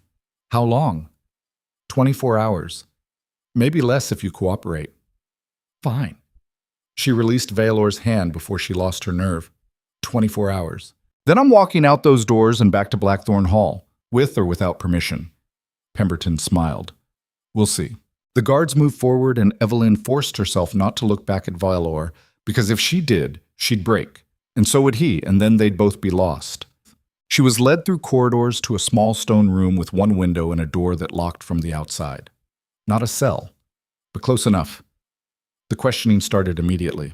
Pemberton and 2 other advisors taking turns asking the same questions in different configurations. "Did you plan the kidnapping with Lord Valacrest?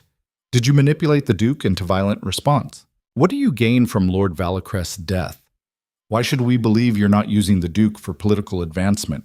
Hours of interrogation designed to break her down, to make her doubt herself, to extract some confession they could use to destroy Vaelor. Evelyne answered every question with the same exhausted honesty. "I didn't plan anything. I was attacked. The Duke protected me. If that makes me guilty of something, then your laws are more broken than I thought." But doubt crept in anyway, because maybe they were right. Maybe her presence at court was causing more damage than good. Maybe Vaelor would be better off if she disappeared like everyone wanted. Maybe survival meant knowing when to stop fighting and accept that some battles cost more than winning was worth. The interrogation ended near midnight. Pemberton stood. "We'll continue tomorrow. Get some rest, Miss Evermere." They left her alone in the locked room with one candle burning and thoughts that felt like drowning. She must have fallen asleep eventually because she woke to the sound of stone scraping against stone. The window. Someone was climbing through the window. Evelyne scrambled backward, reaching for weapons she didn't have. Then Vaelor dropped into the room with the silence of someone who'd done this before. She stared. "What are you doing here? Getting you out. They'll execute you for this." "I don't care." He moved to the door and started working the lock with tools she didn't recognize. "We're leaving. Tonight. Before they manufacture charges that stick." "Where?" "Anywhere that's not here." He got the lock open and turned to face her. "I have ships in the harbor. We can be out of the kingdom by dawn." Evelyne's mind reeled. "You want to run. I want you alive and free. Everything else is negotiable. Your title, your lands, your entire empire. Means nothing if you're not in it." The words hung between them in that locked room while reality shifted underneath everything Evelyne thought she understood about what Vaelor actually wanted. He was willing to lose everything, walk away from 20 years of building power, abandon the duchy that had been his family's for generations, become an exile. For her. "You can't," she whispered. "You'd resent me eventually. Blame me for making you give up everything you worked for. No. I'd resent myself for letting you disappear because I was too afraid to choose you over power I never wanted in the first place. He crossed the room and pulled her against him with shaking hands. I've spent 20 years building an empire, and it's empty. All of it. The title, the territory, the fear. It doesn't mean anything except survival, and I'm tired of surviving. I want to live. With you. Away from courts that treat people like game pieces and kings who negotiate away autonomy because it's convenient. Vaelor. Run with me. Let me choose you over this kingdom that's never been anything except a battlefield. Let me prove that you matter more than everything else combined. Evelyn felt tears burning behind her eyes because this was everything she'd ever wanted, and everything that would destroy him. They stood in that moment between staying and fleeing while the kingdom slept, and guards patrolled corridors and exile waited beyond harbor waters. And Evelyn realized with crystalline clarity that this was the actual choice. Not whether Vaelor would fight for her, but whether she'd let him lose everything to keep her.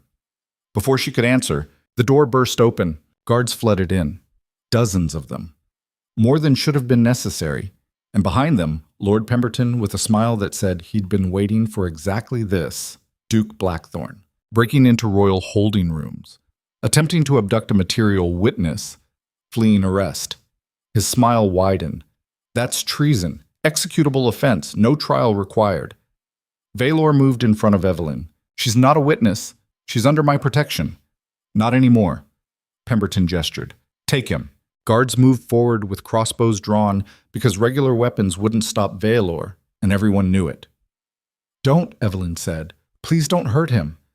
Then he should stop resisting. Vaelor's hand went to his blade, and Evelyn understood with perfect horrible clarity that if he drew that weapon, he'd fight 30 guards in a stone room with no escape routes and get himself killed, protecting her from consequences she'd agreed to face. He'd die for her, right here, right now, because he'd finally found something that mattered more than survival. She had maybe 3 seconds before he decided dying together was better than living apart. So Evelyn did the only thing that would stop him. She stepped between Vaelor and the crossbows. Move, he said quietly, desperately. No. Evelyn, I'm not letting you die for me. Not when there's another way. There is no other way. Yes, there is. She turned to Pemberton. I'll testify. Whatever you want, I'll cooperate completely, but only if you let him leave. Now. Unharmed. Pemberton considered. And if he refuses to leave, then you shoot us both and explain to the king why you executed his most valuable duke in a locked room. See how that plays politically. The standoff stretched. 30 guards, 2 people. Crossbows aimed at hearts. Finally, Pemberton lowered his hand. Escort his grace from the premises. If he returns, kill him. Guards surrounded Vaelor. He didn't move.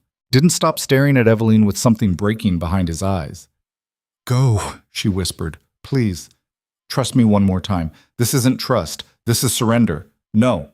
This is me finally being strong enough to protect you the way you've been protecting me. They dragged him toward the door. He fought every step, but there were too many, and he wasn't willing to kill crowned guards to stay. At the threshold, he looked back one last time. I'll come for you. I know. And then he was gone. The door slammed shut. Pemberton smiled. Now, Miss Evermere, let's discuss exactly what you're going to say at tomorrow's testimony. Evelyn stood alone in that stone room with Vaelor's ring still on her finger and guards outside the door, and understood exactly what she'd just done. She'd saved him by sacrificing herself. She'd kept him alive by accepting erasure. She'd protected the monster by becoming the monster's weakness. And tomorrow she'd stand in front of the entire court and tell whatever lies kept Vaelor free, even if it meant destroying everything they'd built. Because that's what love actually was when you stripped away romance and poetry and left only the brutal math of survival, choosing someone else's life over your own, even when it cost everything, even when they'd hate you for it, even when the kingdom would call it weakness instead of recognizing it as the strongest thing she'd ever done. The candle burned down to nothing while Evelyn planned exactly how to demolish herself in ways that would keep Vaelor alive. Because powerful men could survive losing empires, but they couldn't survive losing the one thing that made them remember they were human underneath the armor. And if saving him meant becoming the villain in his story, the weakness that almost destroyed him, the mistake he'd spend years trying to forget, then she'd be that villain, gladly, completely, with the kind of ruthless love that understood protection sometimes looked like betrayal. And tomorrow, the entire kingdom would watch her prove it. The testimony happened at dawn.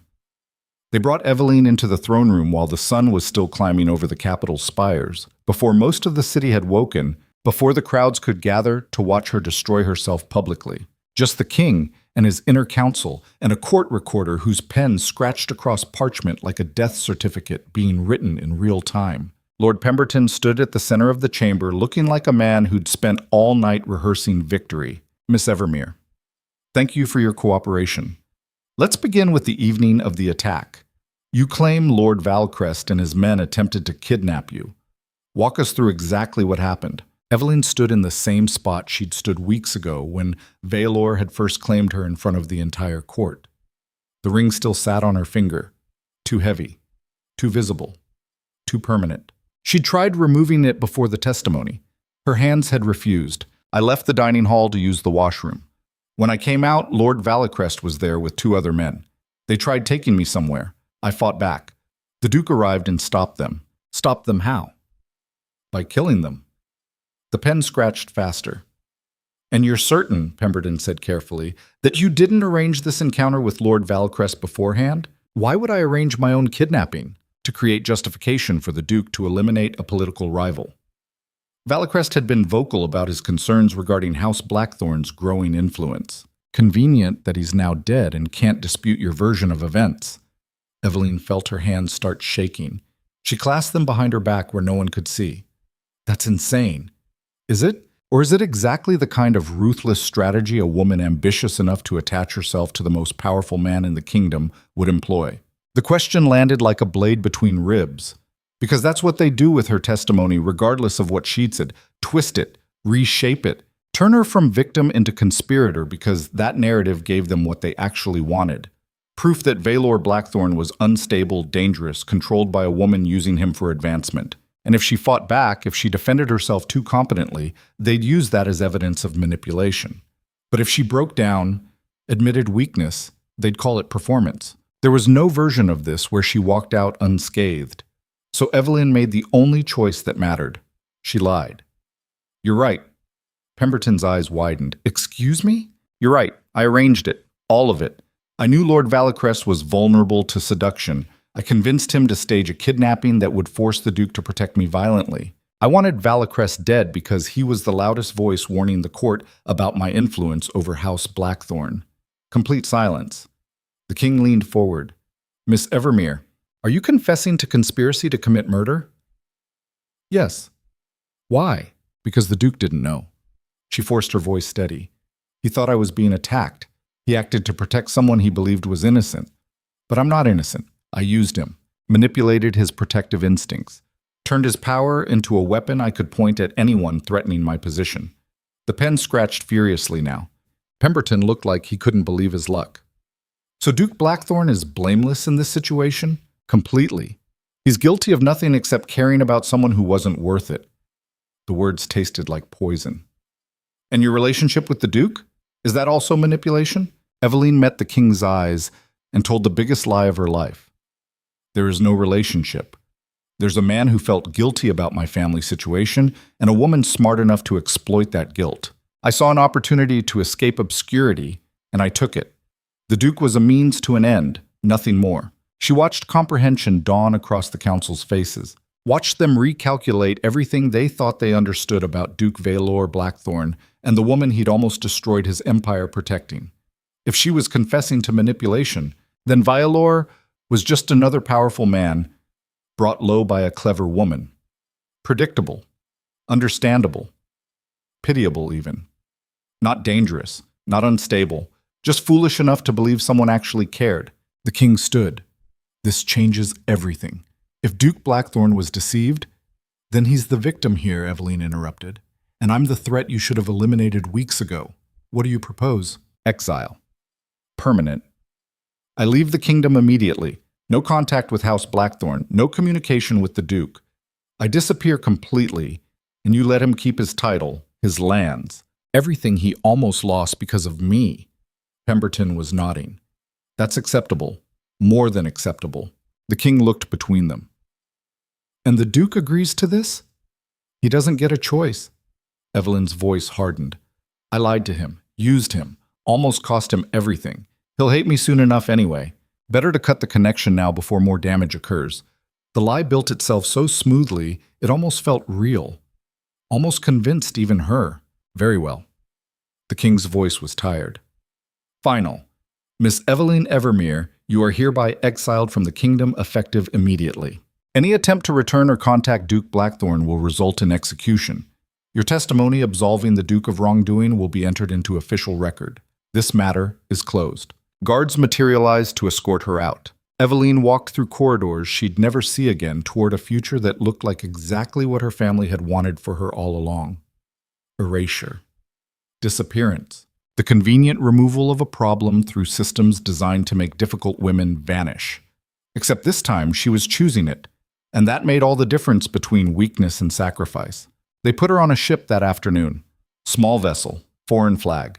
Captain who asked no questions because he'd been paid enough not to care. The northern coast disappeared behind gray water while Evelyn stood at the railing trying to memorize the shape of cliffs she'd never see again.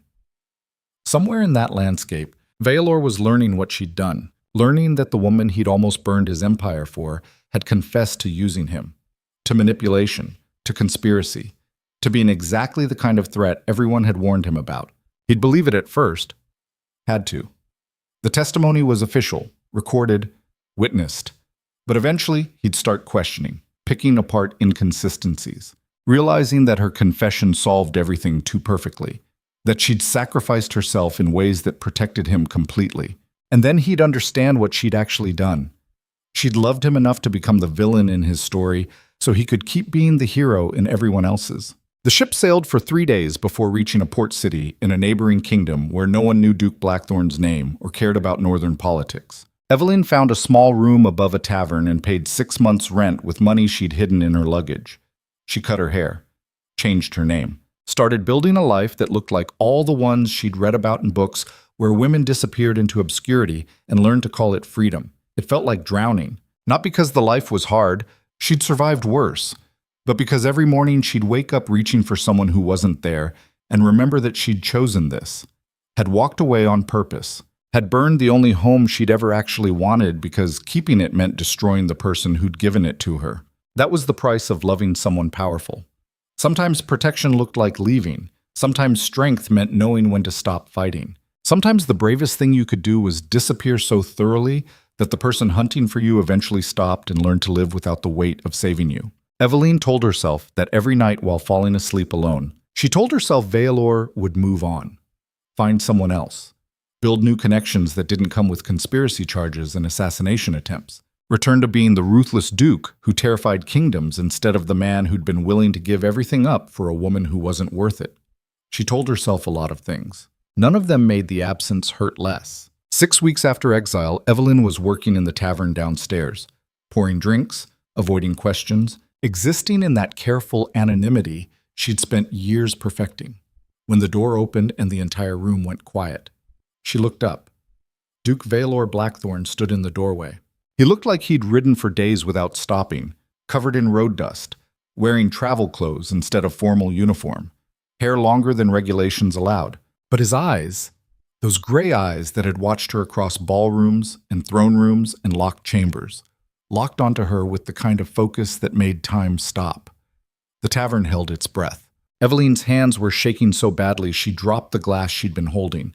It shattered on the floor like everything she'd told herself about him moving on. Vaelor crossed the room in 6 strides. You lied. His voice was rough, raw, like he'd been screaming and just recently stopped. I don't know what... You lied in your testimony. You weren't manipulating me. You weren't using me. You sacrificed yourself to keep me safe and then disappeared before I could stop you. Evelyn backed against the bar. You shouldn't be here. If the king finds out, I don't care about the king. I don't care about exile orders or political consequences or any of the systems you destroyed yourself protecting me from. I care about finding the woman who loved me enough to become a villain so I wouldn't have to lose everything. Her breath caught.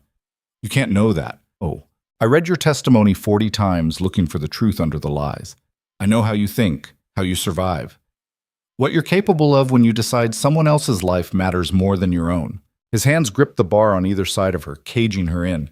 You confessed to crimes you didn't commit, admitted to manipulation that never happened, painted yourself as a threat so they'd let me keep my title. It was the truth. It was the biggest lie you've ever told. And I spent 6 weeks wanting to hate you for it before realizing I was falling apart, because you weren't there. The tavern was so quiet, Evelyn could hear her own heartbeat. You need to leave, she whispered, before someone recognizes you, before this gets back to the capital. Before what? Before I prove that exile means nothing when I've already lost the only thing that mattered? Vaelor. No. His voice cracked. You don't get to do that. You don't get to sacrifice everything and then tell me to walk away because it's convenient. I didn't spend 20 years building an empire just to lose the person who made me remember what I was building it for. I cost you everything. You gave me everything. There's a difference. Evelyn felt tears burning. I'm exiled. You're a duke. There's no version of this that works. Then we'll build a new version. Vaelor's hands moved to cup her face with the kind of desperate gentleness that came from almost losing something irreplaceable. I don't need the title. Don't need the duchy. Don't need any of it if you're not there. So either you come back with me and we fight every system that says we can't exist together, or I stay here and we build something away from kingdoms that only understand power. You'd give up everything you worked for. I already did. The second you walked into Blackthorne Hall with 2 bags and enough spine to actually choose yourself over safety, I stopped being just a duke. I became someone who finally understood that power without purpose is just another kind of dying. The words hit like absolution for sins she'd been carrying alone. They'll execute you if you stay here, she said desperately. The exile order applies to you, not me. I can do whatever I want, including finding the woman they tried to erase and bringing her home. I can't go back. The testimony is official. If I return, then we rewrite it. Appeal to the king. Present evidence of duress. Prove you were coerced into confessing, or we don't go back at all. Build something new here, away from courts and politics, and people who think love is weakness instead of recognizing it as the most dangerous weapon anyone can wield. Evelyn stared at him. You're serious, completely. His forehead pressed against hers. I've spent 6 weeks learning how to live without you, and I'm terrible at it. Everything feels empty. The duchy, the title, the power everyone thinks I want. It's all just noise without you there to remind me why any of it matters. She could barely breathe. What if I'm not worth it? What if you resent me eventually for making you give up? You're asking the wrong questions. Vaelor's voice softened. The question isn't whether you're worth it. The question is whether I'm strong enough to choose you over everything I spent 20 years building. And the answer is yes. Every time. Without hesitation. Silence stretched between them in that tavern while patrons pretended not to watch. And Evelyn felt every defense she'd built crumbling. I told them I manipulated you, she whispered. I know. I confessed to conspiracy. I know. I destroyed your reputation, made you look weak, gave your enemies ammunition, and you did it to save my life. His hands tightened. That's not manipulation. That's sacrifice. And I'm done watching you carry the weight of protecting me alone. What are you saying? I'm saying we go back together. Face the king. Demand they overturn the exile. And if they refuse, then we burn the whole system down until they understand that you're not negotiable. Evelyn laughed. It came out wet and broken. That's insane. Probably. But I'm also right, and you know it. She looked into his eyes and saw the truth there. He meant every word. Would actually walk away from his entire empire. Would fight the king himself. Would rebuild from nothing if it meant they rebuilt together. Because that's what love actually was when you stripped away romance and poetry and political calculation. 2 people deciding that shared survival mattered more than individual power. That building something together was worth more than ruling alone. The choice wasn't whether to go back. It was whether she believed she was worth the war he was willing to start for her. 6 weeks ago, the answer would have been no. Now, standing in a foreign tavern with Duke Vaelor Blackthorne looking at her like she was the only real thing in a world of performances, Evelyn finally understood what he'd been trying to teach her. From the beginning, worth wasn't something other people assigned you. Worth was something you claimed by refusing to disappear, even when disappearing was easier. She'd spent 6 weeks learning to survive without him. Now, it was time to learn how to live with him instead. Okay, she whispered. Vaelor's eyes widened. Okay? We go back, together. Face whatever comes. Stop running from kingdoms that think we're too dangerous to exist. Are you sure? No, but I'm sure about you, and that's enough. He kissed her then. Hard and desperate and tasting like 6 weeks of separation and the kind of relief that comes from finally finding something you'd thought was lost forever. The tavern erupted in cheers that neither of them heard because they were too busy remembering what it felt like to be whole again. When they broke apart, both breathing hard, Vaelor pressed his forehead against hers. Fair warning, going back means war. The king won't overturn exile easily. Your family will fight to keep you gone. Half the court will call this obsession instead of recognizing it as the most rational decision I've ever made. Let them. Evelyne's voice was steady now. I spent 24 years being small so other people could feel big. I'm done. If they want to call this obsession, fine. I'll show them what obsession actually looks like when you point it at people who mistake kindness for weakness. Vaelor smiled. Genuine, surprised, devastating. There she is. The woman who walked into my gates and refused to disappear. I knew she was in there somewhere. She never left. She was just waiting for permission to stop apologizing for existing. You never needed permission. I needed you to show me that first. They left the tavern that night, rode north together toward the kingdom that had tried to erase her and the duke who'd chosen her over everything else. The journey took 5 days through territory that grew increasingly familiar until Evelyn could see the northern. Cliffs rising above the shattered sea and Castle Blackthorne waiting like a fortress built by war itself. Home, not because of the castle or the title or the power, but because it was the place where someone had finally seen her completely. Broken parts, dark corners, survival instincts that looked like weakness until you understood they were actually strength, and decided she was worth keeping anyway. They arrived at Blackthorne Hall to find the entire household in chaos. Servants who'd thought she was gone forever. Guards who'd been ordered to prevent her return. A steward who looked between them and said, Your Grace, the king's orders are irrelevant, Vaelor interrupted. Miss Evermere is home. Anyone who has a problem with that can take it up with me personally. No one argued. That night, Vaelor called his war council. Veteran strategists who'd served House Blackthorne for decades. They gathered in the great hall looking concerned and confused and ready for whatever impossible task their duke was about to assign. Vaelor stood at the head of the table with Evelyn beside him. Gentlemen, I'm formally requesting the king overturn Miss Evermere's exile. The confession was coerced. The testimony was false. She's innocent of all charges, and I want official recognition of that fact. The council exchanged glances. The eldest advisor cleared his throat. Your Grace, with respect, the king won't overturn this easily. The political cost, I don't care about political cost. I care about justice. And if justice requires me to make the king's life extremely difficult until he capitulates, then that's what happens. You're willing to go to war over this. I'm willing to do whatever's necessary. She stays.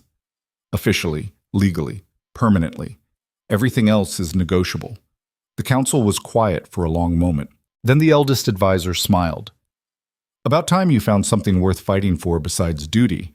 We'll draft the appeal.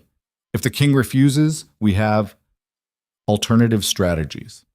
Meaning House Blackthorne controls 40% of the kingdom's food supply and 60% of its northern defenses. The king can refuse your request, but he'll regret it when trade routes mysteriously slow down and military cooperation becomes conditional. It wasn't a threat. It was a schedule. Vaelor looked at his council and saw the same calculation in their eyes that he'd been carrying alone for 6 weeks. They weren't just following orders anymore. They were choosing sides in a war between systems that erased people, and a duke who'd finally remembered that power without purpose was just expensive loneliness. The appeal was filed within days. Formal. Detailed. Backed by affidavits from witnesses who'd seen Evelyne's testimony and recognized it for what it was. A woman saving a man by destroying herself. The king denied it immediately. So Vaelor started making his life complicated. Trade shipments slowed to a crawl. Northern military units requested extended leave. Diplomatic negotiations Vaelor usually handled were suddenly too busy to attend. Nothing illegal. Nothing overtly hostile. Just the systematic withdrawal of cooperation from someone who'd spent 20 years making the kingdom function and was now demonstrating what happened when he stopped. The king lasted 3 weeks before requesting a private meeting. They met in the same throne room where Evelyn had testified, just the two of them. No advisors, no witnesses. Two men negotiating the future of a kingdom that suddenly felt smaller than both of them. "You're destroying everything over a woman," the king said tiredly. "I'm holding you accountable for letting your court railroad someone innocent." "There's a difference," she confessed. "She lied to protect me. And you know it. You've known it from the beginning, but it was politically convenient to accept the lie, so you did." The king sighed. "What do you want?" "Full pardon. Exile overturned. Official recognition that Evelyne Evermere is innocent of all charges. And a public apology from the crown for the coercion." The last part was new. The king's eyes narrowed. "A public apology, yes. Because she deserves to hear that the kingdom that tried erasing her was wrong. And because I wanted on official record that exiling her was a mistake corrected by a ruler capable of admitting when systems failed. That's asking a lot." "I'm offering a lot." Vaelor leaned forward. "I go back to running your duchy, handling your trade agreements, fighting your wars, being the person who does the violence you can't admit you need done. In exchange, you give me the one thing I've ever actually asked for. Her safety. Officially. Permanently. Non-negotiable." The king was quiet for a long time. "If I do this, every noble who wanted her gone will see it as weakness. Let them." Vaelor's voice was steel. "I've spent 20 years being feared. Now let them learn what it actually means when I stop negotiating and start enforcing." The king studied him. "You've changed." "No. I finally figured out what I was building for." The pardon was issued 3 days later. Public, official, complete. Evelyne Evermere was formally cleared of all charges. The exile was overturned. The king issued a statement acknowledging that the testimony had been given under duress and that House Blackthorne's protection of Miss Evermere had been appropriate and justified. Half the court was furious. The other half was terrified, because Duke Vaelor Blackthorne had just proven that he was willing to dismantle kingdoms to protect something he'd claimed. And claims made by someone with his power weren't suggestions. They were realities everyone else had to adjust to or get crushed underneath. The official ceremony happened at Castle Blackthorne instead of the palace. Vaelor had insisted. His territory, his rules, his declaration. The Great Hall was packed with nobles who'd come to witness history. Some out of curiosity, some out of fear. Some because they'd finally figured out that backing the wrong side of this particular war would cost them everything. Evelyn stood at the center wearing midnight blue silk and Vaelor's ring still burning on her finger. The same ring he'd placed there months ago in front of 500 aristocrats who'd thought he was making a temporary statement. Now they understood it had been permanent. The king's representative read the pardon. Long, formal, full of legal language that boiled down to, "We were wrong, and she's innocent, and House Blackthorne was right to protect her." When it finished, Vaelor stepped forward. He'd prepared a speech. Something about justice and accountability and systems that needed reform. Political, strategic, designed to sound reasonable while containing subtle threats about what happened if anyone tried this again. Instead, he looked at Evelyn and said something completely different. 6 months ago, I found a woman who'd been trained to believe she took up too much space. Someone who'd survived by becoming invisible because visibility meant pain, and I decided to make her impossible to ignore. Not because I needed a political tool or a trophy or any of the things people assumed, but because watching capable people waste themselves to make others comfortable is the worst kind of violence. The hall was silent. She saved my life by almost destroying her own, confessed to crimes she didn't commit, accepted exile to keep me safe. And when I found her again, she'd built a whole new life in 6 weeks that looked like all the ones society wanted for her. Small, hidden, convenient. His voice hardened. I'm here to tell you that those days are over. Evelyne Evermere isn't convenient, isn't small, isn't going to disappear because her existence complicates your political games. She's under Blackthorne protection, permanently, non-negotiably. And the next person who tries to change that will learn exactly what happens when you mistake my patience for weakness. He turned to Evelyn, and as for you, he took her hand, you need to stop saving me from consequences I'm willing to face. Stop sacrificing yourself to protect me. Stop thinking your worth is determined by how much you can shrink to fit into spaces that were never big enough for you in the first place. His thumb traced over her knuckles. You're not a burden, not a weakness, not a complication. You're the person who finally made me understand that power without purpose is just another form of dying. And I'm done dying. So either you accept that you matter and stop trying to disappear, or I spend the rest of my life following you into exile and proving it." Evelyn's eyes were burning. "That's not a proposal." "No, it's a fact. The choice is whether you're ready to stop running from people who love you enough to burn kingdoms down." She looked at him, at the hall full of nobles watching, at the life they'd almost lost and the future they were building from ashes. And Evelyn understood with perfect clarity that this was the real ending. Not happily ever after. Not some fantasy where love solved everything. But two people who'd been broken by different kinds of violence deciding that healing together was worth more than surviving alone. "Yes," she said. "I'm ready." Vaelor smiled. "Then let's show them what we're building." The ceremony ended, the nobles dispersed. The kingdom adjusted to a new reality where Duke Vaelor Blackthorne had proven he was exactly as dangerous as everyone feared, but for different reasons than they'd assumed. Not because he was ruthless, but because he'd finally found something that made ruthlessness purposeful. Years later, travelers crossing northern territories would still talk about Castle Blackthorne and the Duke who ruled there with his Duchess beside him. They'd mention the military precision, the economic reforms, the way corruption disappeared and predators learned quickly that the North didn't tolerate people who mistook power for permission. But they'd also talk about something else. The way the Duke looked at his Duchess like she was the only real thing in a world of performances. The way she'd transformed from a woman trained to disappear into someone who commanded rooms without raising her voice. The way they'd built an empire together that terrified kingdoms, not through fear but through the demonstration that two people deciding to stop performing weakness was more dangerous than any army.